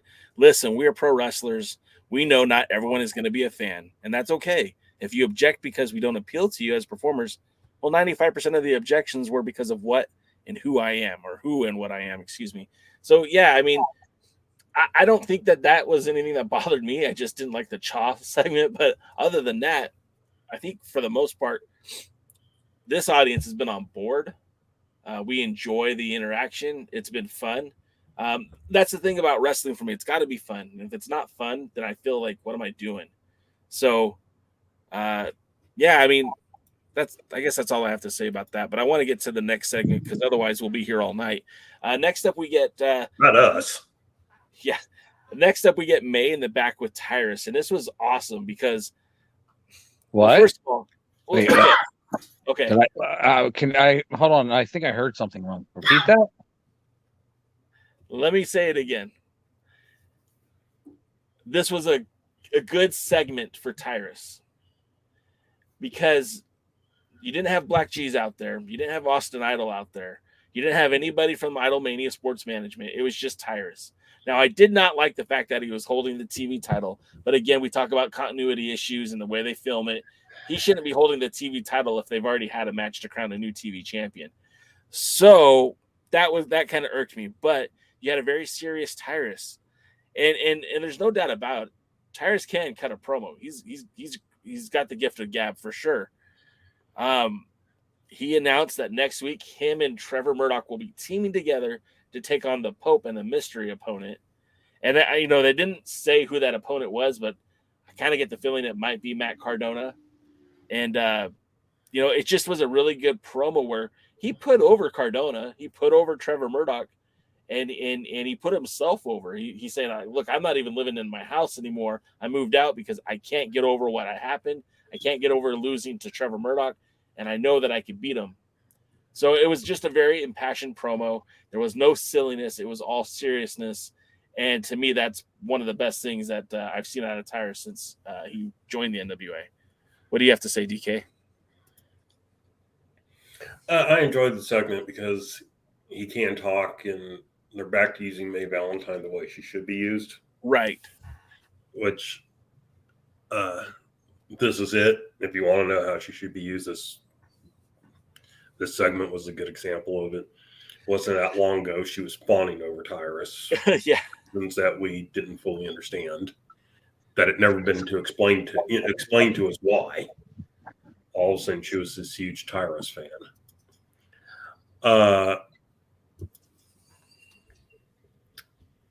It seems obvious to me that there is a move to make Tyrus a face. Now, whether it's all a swerve or not, who knows? But, there seems to at least be some type of move in that direction. And, it can work. Again, I'd probably rather see Tyrus retire and take up the announce table. He's very good at the announce table. Very good at the buffet table, too. Willie's somewhere going, damn it, I was about to make that joke. Yes, well, I'm not going to argue. Look, I've poked a lot of fun at Tyrus. A lot of it's been deserving. But also deserving, you can tell he has got himself into better shape. Yeah, Hitman just said the same thing. Tyrus is actually losing weight and working out, best he's ever looked in his life. Still looks like King Hippo from Punch Out. Maybe, but he still, I would say he looks better now than he did during his later WWE run. Of course, I never saw him when he was in Impact because, that would have required me watching Impact. And, but it's obvious he's in good shape or better shape. It's obvious that he's put on some muscle. It's obvious he's lost some fat. Last time I saw him get up into the ring, he didn't look like he was wheezing. And, I'm going to give him credit. The match with Murdoch was, I said at the time, it was a hell of a lot better than it had any right to be. This is true. And when you look at it, and I'm going to be mean here, he looked like old Andre the Giant when he was wrestling the Pope. It looked like he was having trouble walking. It looked like he was having trouble bumping. And he just didn't look like he was in good shape at all. And then we fast forward to the 74th anniversary show, put on the best match of his career as far as I'm concerned. So, yeah, to what Hitman said, what you said, and what I said earlier, he's definitely put in the work. Do I want him to be world champion? No. Do I want him to continue to wrestle? Not really. I think he would be great in the announce booth, but I get that, wrestling is a sport that, it's very hard to put away once you've started. And for somebody like Tyrus, it takes a lot of pride to walk away without being told to leave. I don't know that we'll ever get that. Most wrestlers don't. Hell, Ric Flair, one of the greatest wrestlers of all time, can't let go. So I don't begrudge anyone that has trouble letting go. I kind of wish you would. Well, and as a fan favorite, in better shape with weight loss. Yeah, right. And mincemeat pie probably too. He could be that attraction that Andre was at one time, in the sense that he wouldn't wrestle. Doesn't wrestle that often now as it is, but where he wouldn't wrestle a lot, but every now and again he might bring him in as, the face's surprise partner. Yeah. you know, an example might be if it was only EC3 and like one other person or two other people and they control your narrative lot, he would be the type of person that maybe Tom Latimer would bring in and say, well, okay, let's even up the odds. Yeah. You got two guys. Well, I got a Tyrus. You know? And there's nothing wrong with that either. But yeah. Well, let's get on to more of the show. Next up, we have the number one contenders match for the NWA World Tag Team titles. And again, when we talk about seriousness, I did appreciate this match. You had the Dirty Sexy Boys against Hawk Ari. Now, I think my biggest drawback for the Dirty Sexy Boys is just felt like they weren't taking anything serious as a tag team. And I know it was over the top silly with the hip moves and Velvet Sky fawning for them from afar. But, you know, I want to see some serious wrestling. Like, that's the hallmark of the NWA, is it always was like a serious wrestling. Sure, there's always been comedy associated with it. Don't have a problem with the comedy associated with it. But there was, when the bell rang, it was serious. It was serious business. And so when I see Dango getting serious in the ring with Luke Hawk, and let's be honest, if he went in there joking in the ring like he normally does, I think Luke Hawk might beat that out of him, to be quite honest. But it just felt like this match had a different tone to it, and maybe it was because it was for a title contention match, the number one contenders for the tag titles. The winner of this match would go on to face La Rebellion at Hard Times 3. Also, happy belated birthday to PJ Hawks, who just turned 24. That kid is so talented, 23 years of age, 24 now. God, the whole world is that kid's oyster. But Hawk Ari forced the Dirty Sexy Boys to take this match serious, and I appreciated that. During the course of the match, I noticed that the DSBs showed a lot more teamwork continuity. They were doing a lot more tag moves than I think I've ever seen. Specifically, the Irish Whip from Jay the God, from PJ right to the boots of Dirty Dango. That was like very much old school type wrestling. Reminded me of something like you might have seen like the Midnight Express do, or something like that. I really enjoyed the match and the tone of the match. I think my camera just died out. Yep. But all in all, the match was pretty back and forth with. Oddly enough, PJ was taking the brunt of the punishment, and instead of getting that hot tag to get back in, he actually he finished the match. And it went in a series of pinfalls between Dango and PJ. He just shot a half like a high school wrestling match and got that 1, 2, 3. Really caught me off guard, but I thought it was a great way to have that match end. Shocked the crowd, shocked everyone. Dango looked surprised. JTG looked surprised. Hell, Luke was throwing a party in the ring. I love this match. DK, what did you think? I think Baden's doing some heavy breathing. Honestly, this is probably the best I've seen Dango look in who knows. Yeah, for sure. I mean, I really don't know the last time he actually looked like a wrestler in the ring. And in, this match, JTG's always been a more serious wrestler than Dango. He just was taking the let's get weird thing a little too far occasionally, but they put on a wrestling match, and I love the end. Absolutely loved it. I might be the only person on the planet besides you, since you said you liked it. Yeah, but, I mean, that's kind of what you'd want to see, or that's kind of what you expect in a sports event. Yeah.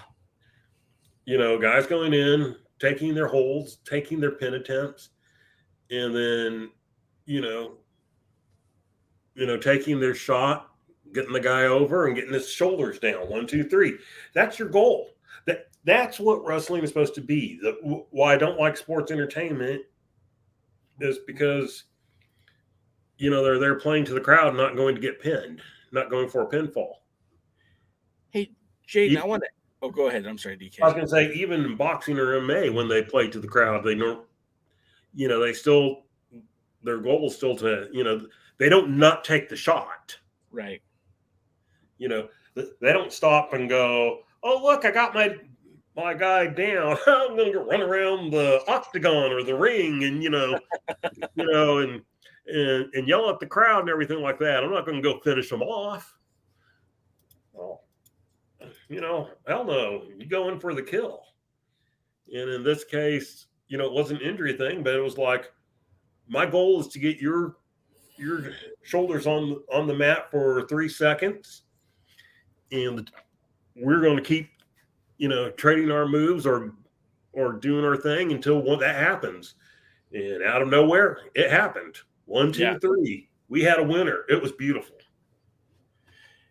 Now, Jaden, again, I know you're a big fan of tag team wrestling, and with the Dangerous Adrenaline Wrestling Gladiators, you have Vinny the Fixer and Patch, and they both tend to do a lot of the comedy before the match, but inside the ring, it's not really like comedy style, right? Patch doesn't do any comedy outside. No, I'm just kidding on that one. Actually, Vinny's the one that's as serious as a heart attack. But Patch is, when he's in the ring, he's a T-Rex. When he's outside the ring, he's the Boogie Woogie Man, Jimmy Vine. That works. So inside the ring, he chopped this one guy so hard in his chest he bruised his back. Oh, jeez. So you can imagine what it's like when I call him a T-Rex. You understand exactly what I'm saying. No, T-Rex have itty bitty arms, so yeah, I know. But if you imagine, we'll take the Indominus Rex then. That'll work. He's the Indominus Rex meets the Boogie Woogie Man, Jimmy Valiant. But yeah, Patch is inside the ring. He's just a monster. Outside the ring, he's special. So then tell me this, like, as someone who helps to book the wrestling, do you feel like the comedy like that, when you can keep it limited, is that a good thing, bad thing? I mean, what's your opinion on it? Here's the thing with Patch. Patch isn't trying to be funny. Patch is just being Patch. He's nuts. If you ever met him, there's a funny farm in a straitjacket with his name on it, and he'd probably dance his way there. But that's just Patch. He's not trying to be funny. He's not trying to be a gimmick. He's just naturally entertaining, and that comes through. It's when you're trying to run up spots that are funny or come up with ideas that are funny, that's where it takes away from, I think, from the wrestling. Okay. Jim Cornette could be incredibly funny. Jimmy Valiant was entertaining in his own way. Dusty Rhodes can be incredibly funny and incredibly entertaining and do some unusual histrionics inside that squared circle. But they never took away from the wrestling part, and I think that's the important issue right there, is wrestling was the most important. And I love seeing a half Nelson. Wish it would have been a 3/4. That would have been cool. Or just got a cradle. When's the last time you've seen anybody pin with a cradle? Yeah, and that's the thing, man. And again, this is another match I hope you will go check out on Friday when it gets released, because it was the best match that JTG and Dirty Dango have had since joining the NWA. They took it serious, good wrestling, good tag team continuity, and that upset. I don't want to call it an upset, but a shocking way that PJ won the match. Again, just shooting the half. And you're right. None of us are used to seeing that. There's always that big finish to get to that point. The big power move or the tag team move. No, he just shot the half and got in real good. He's a high school collegiate style wrestler, so he has that background, and he just got in good.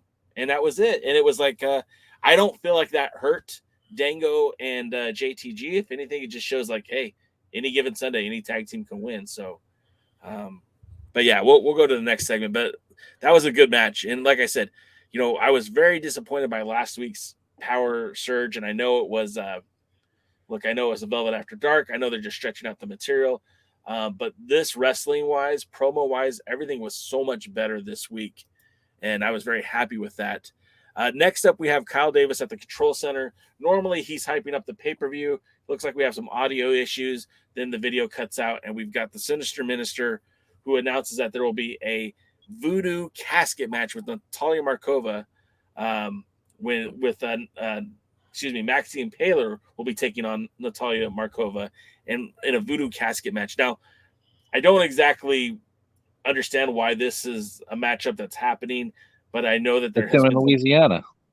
Sure, yes, but there hasn't been a whole lot of build for it. But again, Natalia Markova has been one of the bright spots in the women's division. Maxi Impaler has been pretty good in terms of just being dominant, and this might be a run for Max that kicks off her chase for the 75th anniversary show and challenging for the title. DK, what did you think of this segment?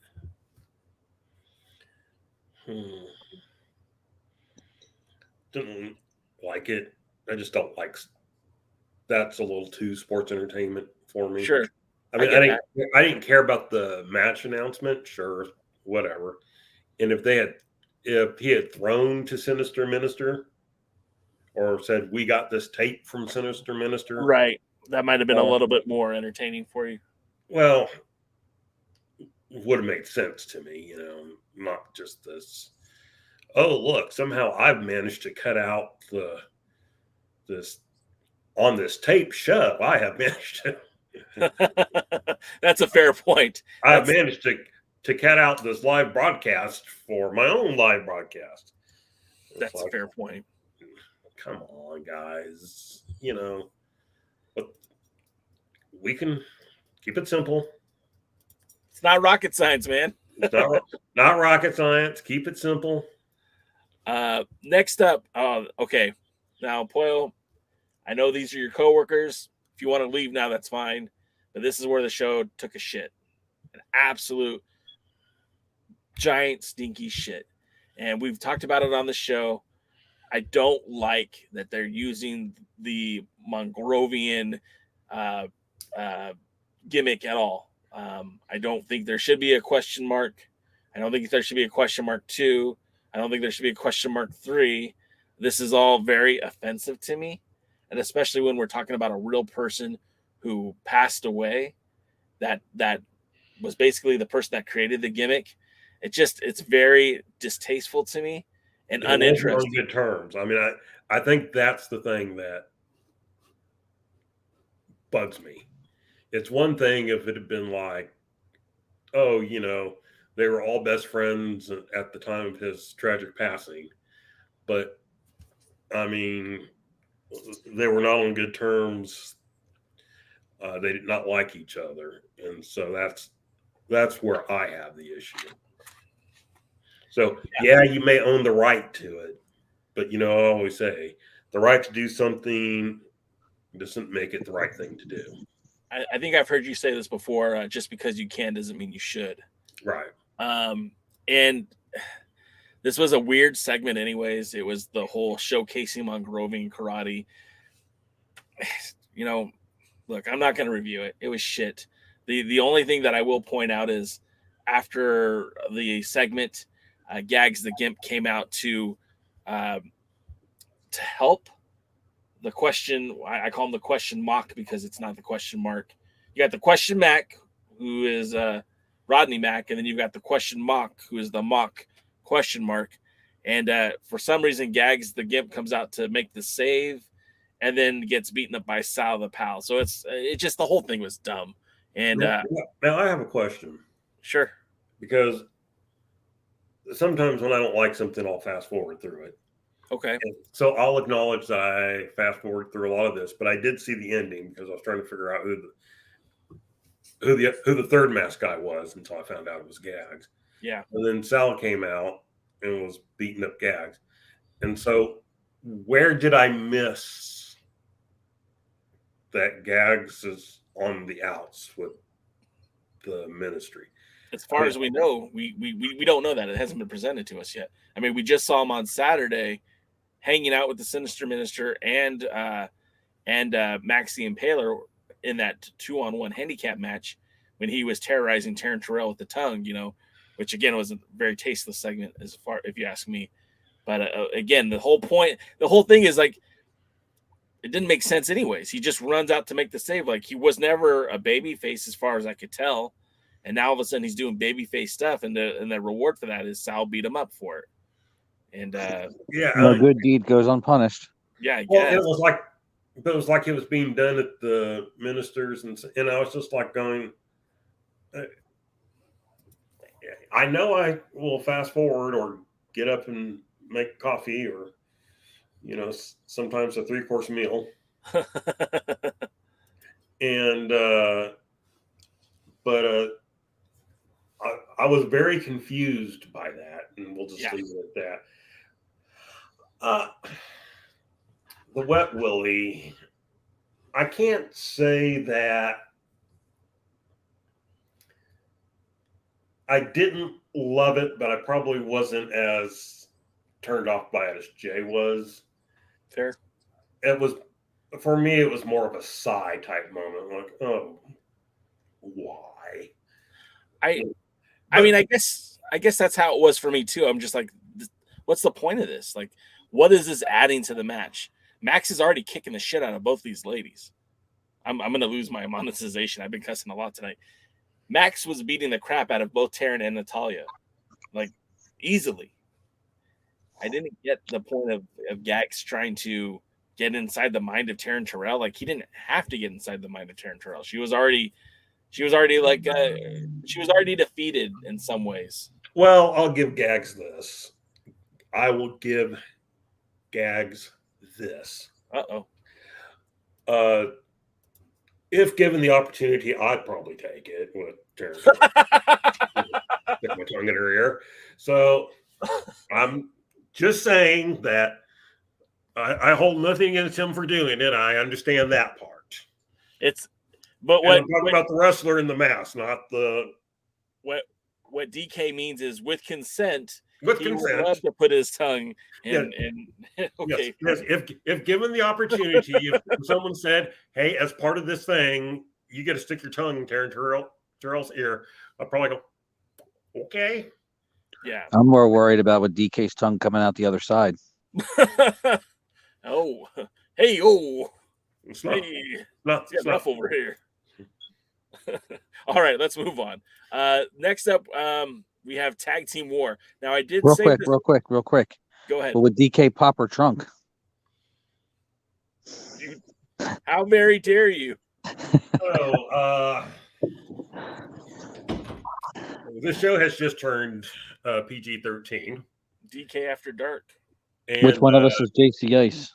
Actually, the way DK's acting, he's definitely the JC Ice tonight. Only with permission. Yes, with consent. With consent. Written consent. Hitman says I would at least get Taryn dinner afterwards. I think that's the gentlemanly thing to do. I would agree. All right, let's move on real quick to the Tag Team War. Now, I saved this graphic literally from last season because I know this is going to be a common occurrence in the show, and sometimes you need a little refresher on what Team War is. Basically, the match begins with one member from each team and teammates wait ringside. Eliminations happen via pinfall, submission, or being thrown over the top rope. Once an elimination occurs, the next team member must enter the ring immediately. The team with the final participants wins. So it could be like we've seen in the past where like Odinson took out an entire team by himself. And we kind of see that again tonight. Now, let me preface by saying that I don't like this matchup. I don't like these in any matchups, but let's go ahead and talk about it. The Spectaculars versus the Cardona family. And my notes are the tag team wars are stupid. And I stand by that. The beef of the Spectaculars have with the Cardona family basically just comes down to Rolando and Matt Cardona. Of course, we know famously Rolando has 2 victories against the former World's Heavyweight Championship. And when this match starts off, it starts off looking really good for Rush Freeman and Rolando and Brady Pierce, but things go south very quickly. In fact, both Brady Pierce and Rush Freeman are eliminated almost instantly from this match, making it an elimination match with Rolando being the sole survivor on his side, taking on the entire Cardona family. Which again, this is ridiculous. We're talking about Rolando Freeman, who is not a super heavyweight. He's not a heavyweight. He's not a junior heavyweight. He's not a light heavyweight. I'm sure it's a featherweight. Yeah, probably, right? And Is he a silver weight? what's that weight class? Whatever Rolando is. Yeah, well, that's what it is. So Rolando has to battle the entire Cardona cartel, if you will. He reverses a sunset flip when Myers has his hand on a rope that causes Fritz, the referee, to kick his hand. So he reverses it, gets the pin on Brian Myers. Very shocking victory right there. And you're thinking, okay, well, that's got to be it, right? And then VSK comes in and starts really just abusing Rolando, kind of punching him, kicking him, and then literally he's up on the top rope, like hanging him, kind of like a hangman style, like a choke out. And somehow Rolando is able to wiggle himself free and pushes VSK off the top rope. So that's your second elimination. And right now I'm dumbfounded because I don't know how this is still happening. But worse yet, you get Mike Knox, who's literally about 3 times the size of Rolando, gets in the ring and connects with his cross body that on a man his normal size would have winded him. And he basically just smothered poor Rolando. And you would think that would be the end of the match. But one thing I will say about Rolando is he's got Sean Waltman-like resiliency, and was able to kick out. And then it comes to the point in the commentary where Dr. Tom Pritchard butchers the old adage of it's not the size of the dog in the fight, it's the fight and the size of the dog. And he just butchered it worse than I did. He's a professional. I'm not. Knox continues to beat on Rolando, but somehow Rolando is able to plant Knox with a DDT. Basically, he had him in that gorilla position, and somehow, some way, Rolando was able to wiggle out and turn it into a DDT. The crowd is going nuts at this point. I need to point that out because a lot of times, especially when you later in the season of these shows, the fans tend to sit on their hands for a lot of this stuff. This was a part where they really got into it, and that's kind of disappointing because I don't want the Rolando saga to continue, but it looks like I'm going to be outvoted here. So he lands that DDT. The crowd is just eating it up, and then he connects with a little big boot to the face. Only gets a 2 count. We should have had a 3 count, but then Matt Cardona starts getting involved with the match. You thought Rolando had the victory right there. Cardona gets the referee distracted, so Fritz and Cardona are engaged in conversation. Out comes Chelsea Green, who hits an unprettier on Rolando. Again, you think that's it. It's all done. And Knox can't get but a 2 count. And at this point, I'm starting to kind of root for Rolando, but I hate the fact that I'm rooting for Rolando because I don't like the gimmick and I don't like the wrestler. But here I am cheering him on because this is starting to get kind of interesting. And, Rolando is still very much in this fight. Knox starts beating on him a bit more, but after a flying head scissors from Rolando, he eliminates Mike Knox, being the sole survivor of Team War, and the spectators win. And I want to read my quote that I gave DKM because he asked me, well, what did you think about this match? And I said, okay, I mean, it was dumb, but it was fun. Like, I don't want to like Rolando, but at least he's winning with dumb fuckery because there's no logical reason why that guy should have won this match. But here he is, your Team War champion in this match, and I just don't know what's going on. DK? Well, like you, I don't know what's going on. Well, let me tell you the problem I had with this match. There was only one thing that didn't happen as I thought it would. Okay. And that was I did not account for Chelsea Green's interference. Okay. Now, I do want to talk a little bit about that segment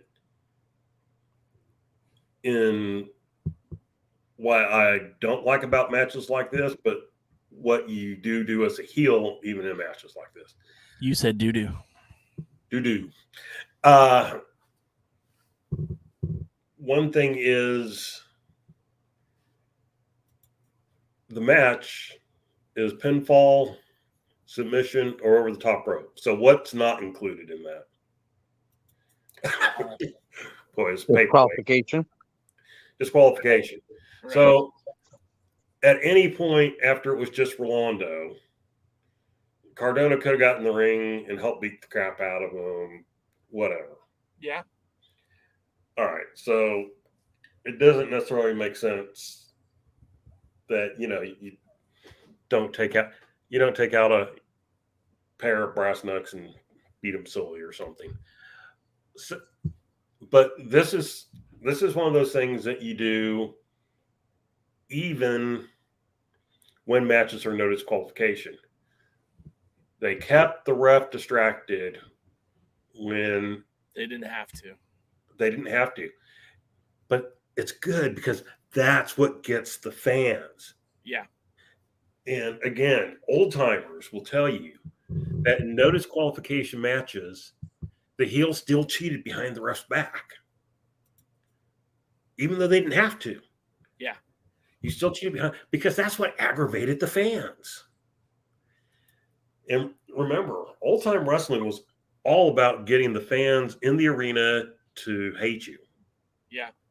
A lot of people misunderstand. Long time ago, or not that long ago, a couple of years ago, Undertaker did his famous interview where he talks about being in the dressing room, guys with knives and guns or whatever and everything like that. And a lot of people misunderstood the meaning behind it. I thought it was like because they were threatening each other or whatever. No, guys carried knives and guns and stuff like that with them because the fans wanted to kill them legitimately. Yeah. They carry that stuff for protection to get out of the arena. Jim Cornette tells a story about one time he had to be in a straitjacket in some small Louisiana town as part of a thing, and in a chair, and they go, he was scared to death because he couldn't defend himself against the fans. And so, we all know his reputation now with Grizzly Smith, and not going to get into that.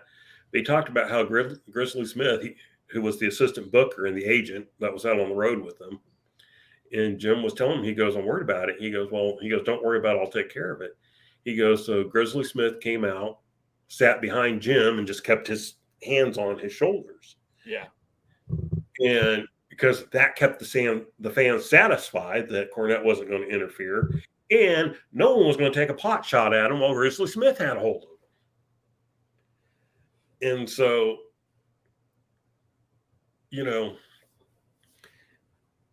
there was some good ring psychology in that thing.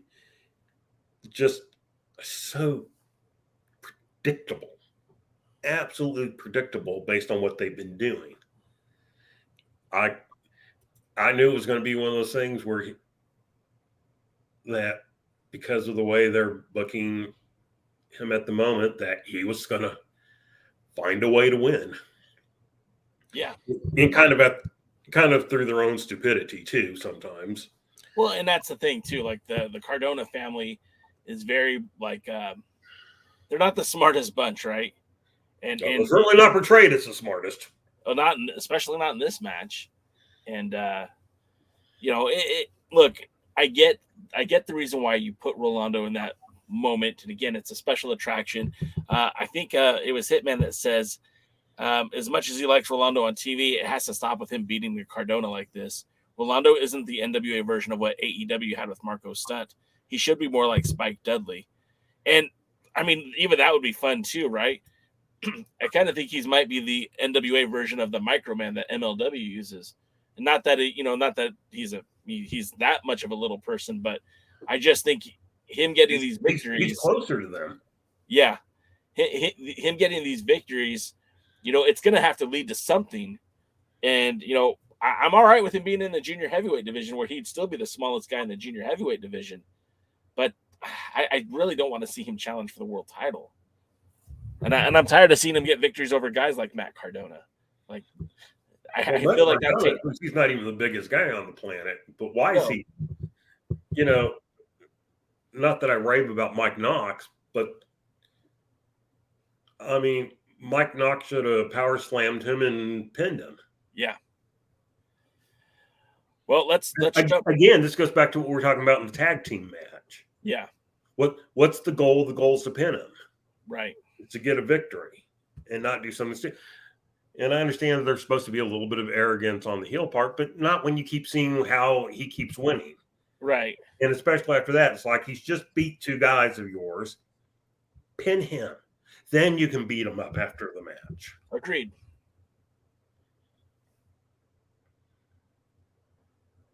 But what do I know? Well, I mean, look, I trust your opinion. I like what you have to say, and I agree with a lot of it sometimes. Not all the time, but some of the times. And now is one of the times I agree with it. Look, I had fun with this match.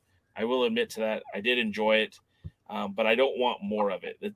This isn't my invitation to give me more Rolando. This is me saying, okay, you got me this time, but I don't want more. I can't even say I enjoyed it. That's fair. That leads us to the main event.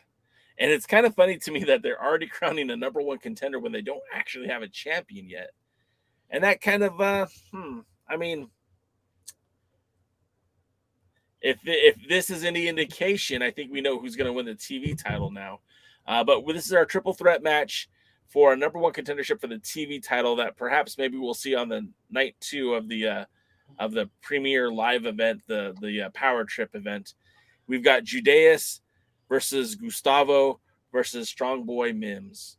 We haven't seen Mims in a while. We haven't seen Judas in the ring in a while, and we've only seen Gustavo in his TV title, or excuse me, his junior heavyweight matches. So I wasn't sure what to expect. Really, neither one of these guys should really be a number one contender for the TV title. None of them have the wins and losses to support it. If any of them does belong, it would be Mims, but the other two really haven't had much success in the NWA to warrant being in a TV title number one contenders match, which I know sounds silly, but like these things are important to me. And like, again, you know, I know we had the Cardonas earlier wrestling in that match, but Brian Myers is a guy that has a couple of victories in the NWA. Maybe he would have been somebody better suited for this match. You know, you still got the Pope. Jesus, they're not doing anything with the Pope. Hell, put him in this match. I'd rather have seen that. But nevertheless, the match follows suits with most triple threat matches that the NWA does. The aggressor is able to immobilize one of his opponents while attacking the other. I was very impressed by how aggressive Gustavo got in this match. And even though his kicks were ineffective against Judas, he spent a lot of time just throwing left kick, right kick all over Judas's legs, trying to slow down the behemoth, but with not very much luck. I'm not really sure, again, why these guys were considered for this match, but you know, I have an idea that I'll say when we get to the end of the match. Mims probably has the best win-loss record in the NWA, but again, there were better options. We haven't seen anything impressive by any of them as of late, but in the ring, Judas gets put over really strongly by Dr. Tom Pritchard, and what he says is true. I've followed Judas's career since he was in Anarchy, and this is probably the most in shape he's ever looked. He looks a lot better than he did back when he was in Anarchy like 10 years ago. Obviously, he's not wearing the same lifts that he used to, but he's still a big guy. And he's kind of the dominant force in this match. Everyone gets a moment to shine, which is pretty prevalent of triple threat matches in the NWA. But the end of it is where Mims is able to hit the big, strong slam on Gustavo for the 1-2-3, thus becoming the number one contender for the World Television Championship that will be decided at Hard Times 3 between Jordan Clearwater and AJ Kazana. Now, here's DK, tell me what your thoughts were about this match, and then I'll say what I wanted to say.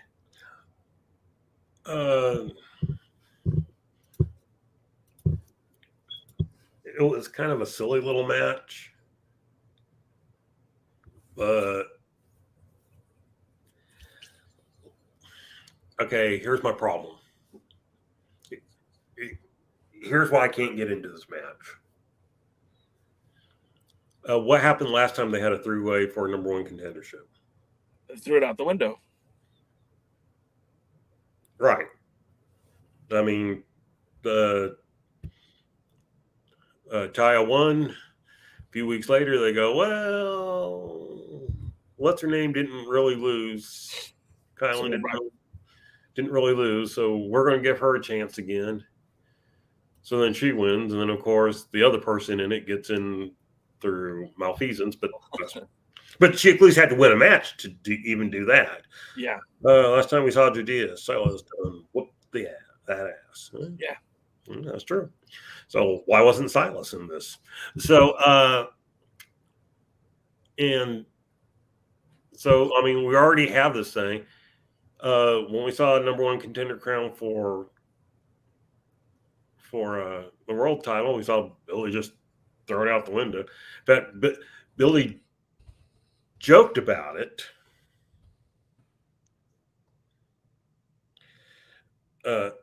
Billy joked about it by saying that he was throwing out Tyrus and putting Rolando in, and whoever it was that May he was talking to. Yeah. You know, it was like, you're joking. It's like, yeah, I'm joking. I was like, sadly, none of us knew for sure. Yeah, it wasn't a slam dunk. It wasn't like, oh, okay, that's obvious. I mean, none of us. I mean, I was really going, oh shit, I ain't going if this is. But anyway, it's like, sorry, Jay, I'll pay you for the ticket. But I can't be mad at that either. I ain't going if it's Rwanda, Jay. But anyhow. Yeah, I mean, so it's hard to get into it when they now have a history of stripping number one contenders of their number one contendership, making them put on the line against the person who didn't do it with, you know, like they did in the women's three-way.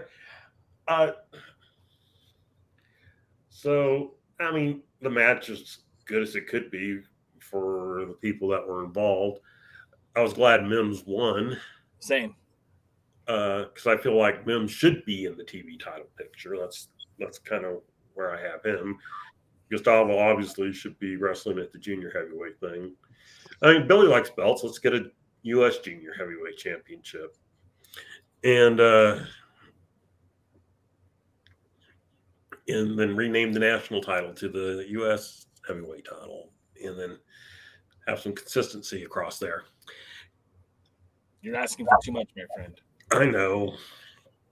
But, I mean, you know, well, seriously, they have enough junior heavyweights. They have more junior heavyweights than they do tag teams. Might as well put in a U.S. junior heavyweight champion. Yeah, I don't disagree with that, by the way.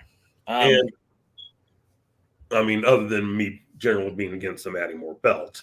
But they don't have enough. Well, exactly, because not everyone has one. I'm still waiting for the what was it? The Mid-South Italian Junior Heavyweight Championship. Missouri, I think. Missouri. Right. And so, anyway. Miss you, Dave Lagana. You know, sometimes. And so, anyway, my whole thing. And then Jedias, they've misused ever since they had James Storm kick his ass. And, of course, they've kept Jedias around, but James Storm has openly stated he didn't want to be signed anywhere. And so it's just like, man. You know, and Jedias could have really used that rub beating James Storm. And then he had that minor feud with Chris Adonis for a minute. Like, they could have done so much to make him. Literally a minute. Yeah, they could have made him so much more meaningful by giving him a few key victories, but instead they went back to the old well. And as much as I like James Storm, if he's not going to be around, use his celebrity to put over Judais. And as much as I like Chris Adonis, and I really like Chris Adonis, especially in the NWA and especially in a babyface role. Man, if Judais had a victory over James Storm and Chris Adonis, that's like two of your bigger national champions in the last few years. That would give him some swanky vibes. That puts him on a higher echelon on the roster. Instead, he did the job to both those guys and really hasn't bounced back from that. And now he's in a triple threat match for the TV title, and he can't even win that one. It just really kind of soiled whatever you could have had done with him. And at this point, you might as well break him off of the Sinister Ministers group and let him go babyface or something, because he's kind of damaged goods at this point. He needs something to shake him up. And I hate to say it like this, but if he wasn't going to win, then he should have taken the pinfall from Mims, because then that would have helped Mims. Yeah. But, Mims beat Gustavo, and let's face it, that's not necessarily the most impressive feat. Yeah. And the first Italian, Missouri junior heavyweight champion.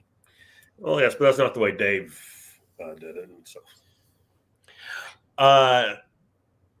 so back to the match. It was what it was, and running long. So, Jay, what were your thoughts? So again, I look. You're right. The match was what it was. I probably would not have made this the main event. I think I would have the tag team match made more sense as the main event for this show. Oh, by the way, to answer a question from last week, now I have a match I'm actually looking forward to on the pay-per-view. Which one? The World Tag Team titles. Okay, yeah, I think that's going to be good too. But as we were saying, what I was saying is that the fact that Mims won this match now makes me almost 100% certain that AJ Kazana is going to win the television title at the pay-per-view, because Mims doesn't really have much history with Jordan Clearwater. In fact, I think they might have even teamed once in the past. But Mims does have history with Kazana. In fact, Kazana and Mims have exchanged many matches. The 74th anniversary show, Mims got the victory over Kazana. The following week on Power, it went to a time limit draw. Excuse me, I think that was Crockett Cup, not the 74th, but the Crockett Cup. Yes. They've had a series of matches. They have some familiarity, and I think maybe Mims does end up winning that title down the road from Kazana, but I think there's going to be a lot of chemistry between those two, as opposed to somebody like Jordan Clearwater, who really doesn't have that chemistry with Kazana, and doesn't have the feud with Mims either. I could be wrong, but my speculation, based on Mims winning this #1 contenders match, is that Kazana's winning the title at the pay-per-view. Well, and we kind of said who should win the title would depend on who they wanted to challenge for it. Yeah. And I'd be interested in Mims Kazana probably more than Mims Clearwater. I mean, on a personal level, I put the title in Clearwater. Same. But Same. I mean, just if you're going to say, hey, this is something we're going to run with, yeah, I mean, I don't have an issue with any of those three holding the title. Yeah. And then Poyle brings up a good point too. Unless Mims is being fed in as a first little feud to get the TV tapings. And yes, I mean, that's true too. And that's the thing. We're not sitting there in the meetings and Poyle, I don't even know if you're privy to that information, but obviously things could change, especially in the NWA. We've seen that pretty obvious over the last couple of years. Poyle says, I'm not privy to any information. Fair enough. Neither am I. And this is just my speculative as being a fan of the NWA for as long as I have been, and watching how Billy has booked his shows in the past. It's just where I'm coming from. It's a hunch, nothing more. And then Poyo says, but my thought is that perhaps someone is a placeholder until the next set of tapings. Yeah, I mean, and that's the thing too. Like, there's not a whole lot that's going to happen between now and the end of the year. I've heard that there might be some more TV tapings in December. Again, I don't know. I'm unaware of this. It would be smart if there were, because then you could kick off the season in January with new content, as opposed to doing reruns or power surges or whatever. But we'll just have to wait and see. Jaden, I know you've been quiet for a bit. We're starting to head towards the end of the show. From some of the matches that we've talked about, what do you think? Are you going to watch the show on Friday? I might watch a little bit just to see some of the you guys were talking about. There's a couple people I do like Haksari is a good tag team. Very So good tag still don't get the name, but I definitely like that family duo, father and son duo. And has there ever been a father-son world tag team champion in the NWA? World tag team champion? I can't think of any. If you if you just look at the history of the Mid-Atlantic version through current, not that I can think of. Yeah, that's one that's basically recognized now. So I can't think of any either. That'll be a good first time. I know there's been brother tag team champions, but I don't think there's ever been brother, father, and son. So this will be a first time. Real quick, to answer your question, Jaden, about you're not sure where that name comes from. So the last name is Hawk, but it's spelled with an X. And a large nest of a bird of prey, especially an eagle, typically built high in a tree or on a cliff, is an Ari. So that's where you get the Hawk Ari. It's like the family, it's the nest, it's the combined the brothers. I mean, not brothers, father, son. And then Poyo points out that, interestingly, a group of eagles is called an Ari, where hawks in a group are called kettle. I wish your last names was like Raven or Crow, because then it could have been a murder. I was just getting ready to go with that. If it's a bunch of dodos, don't they call that like a democracy or something like that? No, it's called a booking committee of the NWA. Oh, hey now. All right, so that's going to do it for us. Yeah, that's going to do it for us this week. Again, I want to thank you all for joining us for this long 2.5 hour show. But we were at full strength, so we decided we'd flex our muscles a little bit. Thanks to Poyo for joining us in the chat. It's always refreshing to have someone who's actually there and involved in the product to give their take on things. And we do appreciate you being here, Poyo. And Jaden, thank you for being here. I know that the Dangerous General Wrestling Gladiators just had their most recent event lately. When's the next event? Do we have another one before the end of the year? Well, no, it hasn't been announced yet, but I'm probably going to get in trouble for saying this, but it's going to be Saturday night, December 24th. Whoa. Yes. Whoa. Christmas Eve? Christmas Eve. Oh, Jesus. The annual Toys for Tots Dangerous Adrenaline Wrestling Gladiators event will be Christmas Eve, Saturday night, December 24th. You know, maybe Santa will come a little early for all you fans. Get your tickets. It's Santa will be there in action. So yeah, and not even action. I don't think Santa will wrestle. You never know. But Santa will be there for those kids. Yeah, you could use the Iron Santa Claus. Okay, this night's over. He will be there for the kids, and there'll be great wrestling action. Currently signed as a rematch. You will see Yosifer L take on Kyle Payne in a rematch. They had fought to a no contest last time. Now there's going to be a one-on-one encounter between them. You will see Eric Martin defend the Dangerous Adrenaline Wrestling Gladiators Heavyweight Championship. You're going to see Busky Eric Martin. You're going to see the World Wrestling Grand Prix Championship on the line as Chris Steeler would defend. And, of course, Patch and Vinny the Fixer, the real Fixer, the Old School Empire, will be defending the Dog Tag Team Championship. So you'll see all that. I don't know exactly what has been announced or what I know. I don't know what's in the planning for this right now. But, you know, it's Dog, so it's going to be great.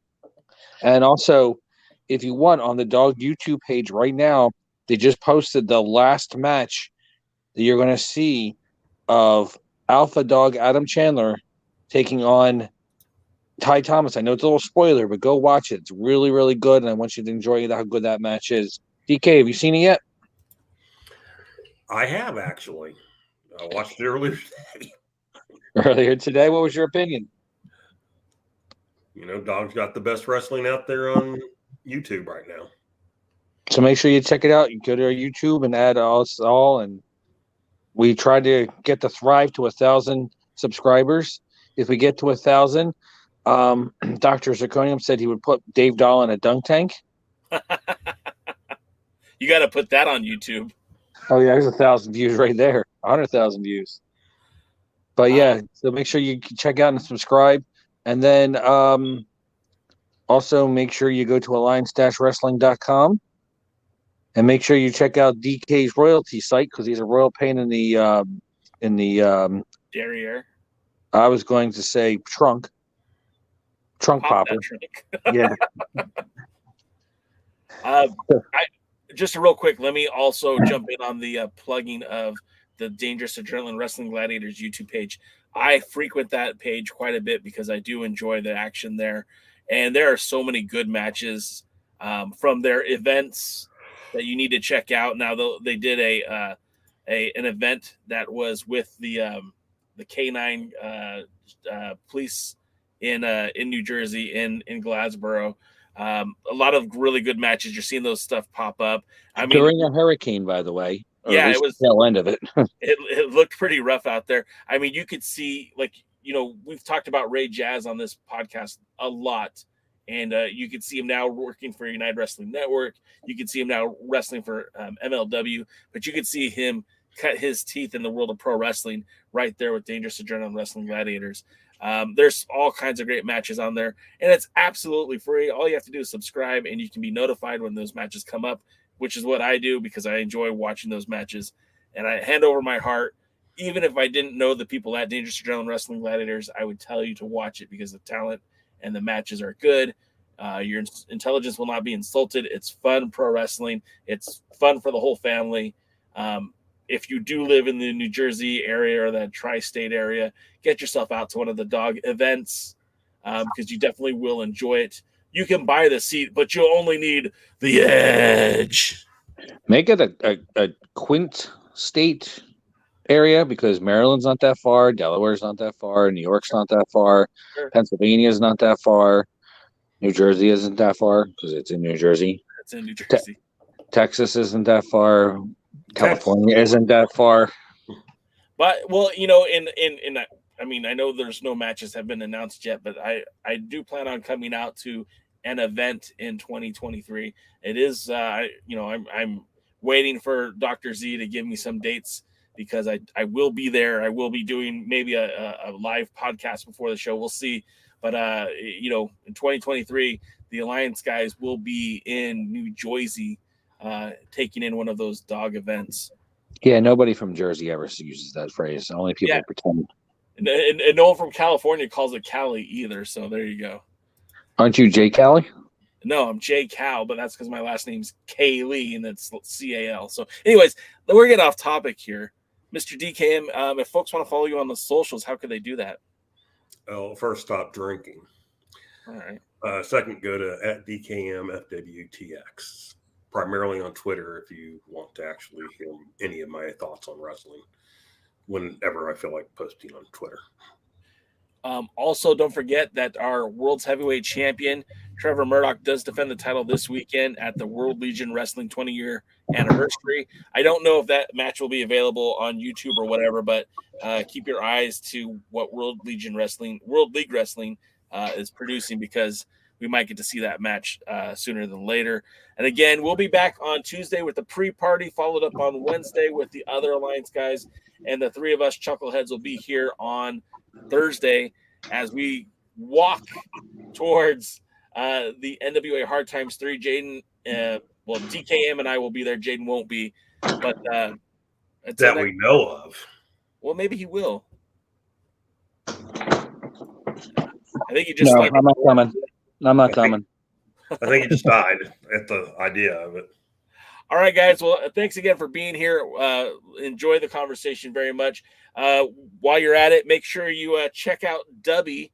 The link is in the video description if you want some clean energy, as they are now an official sponsor of the Alliance Guys podcast. And of course, you can get cool merchandise like this T-shirt or this mug, or perhaps maybe even a fanny pack coming soon to the merch store. Make sure you check that out. Until next time, guys, you've been great. We are the Alliance, and we'll see you at the matches. Thanks for checking out the pre-party. Thanks for joining the stream. This has been a presentation of Alliance-Wrestling.com. We genuinely appreciate your support. Would you consider subscribing so you'll never miss a future episode? I'd also like to remind you we do a live stream every Tuesday at 5 p.m. before NWA Power. You can find us on social media at The Alliance Blog. And until next time, we are The Alliance.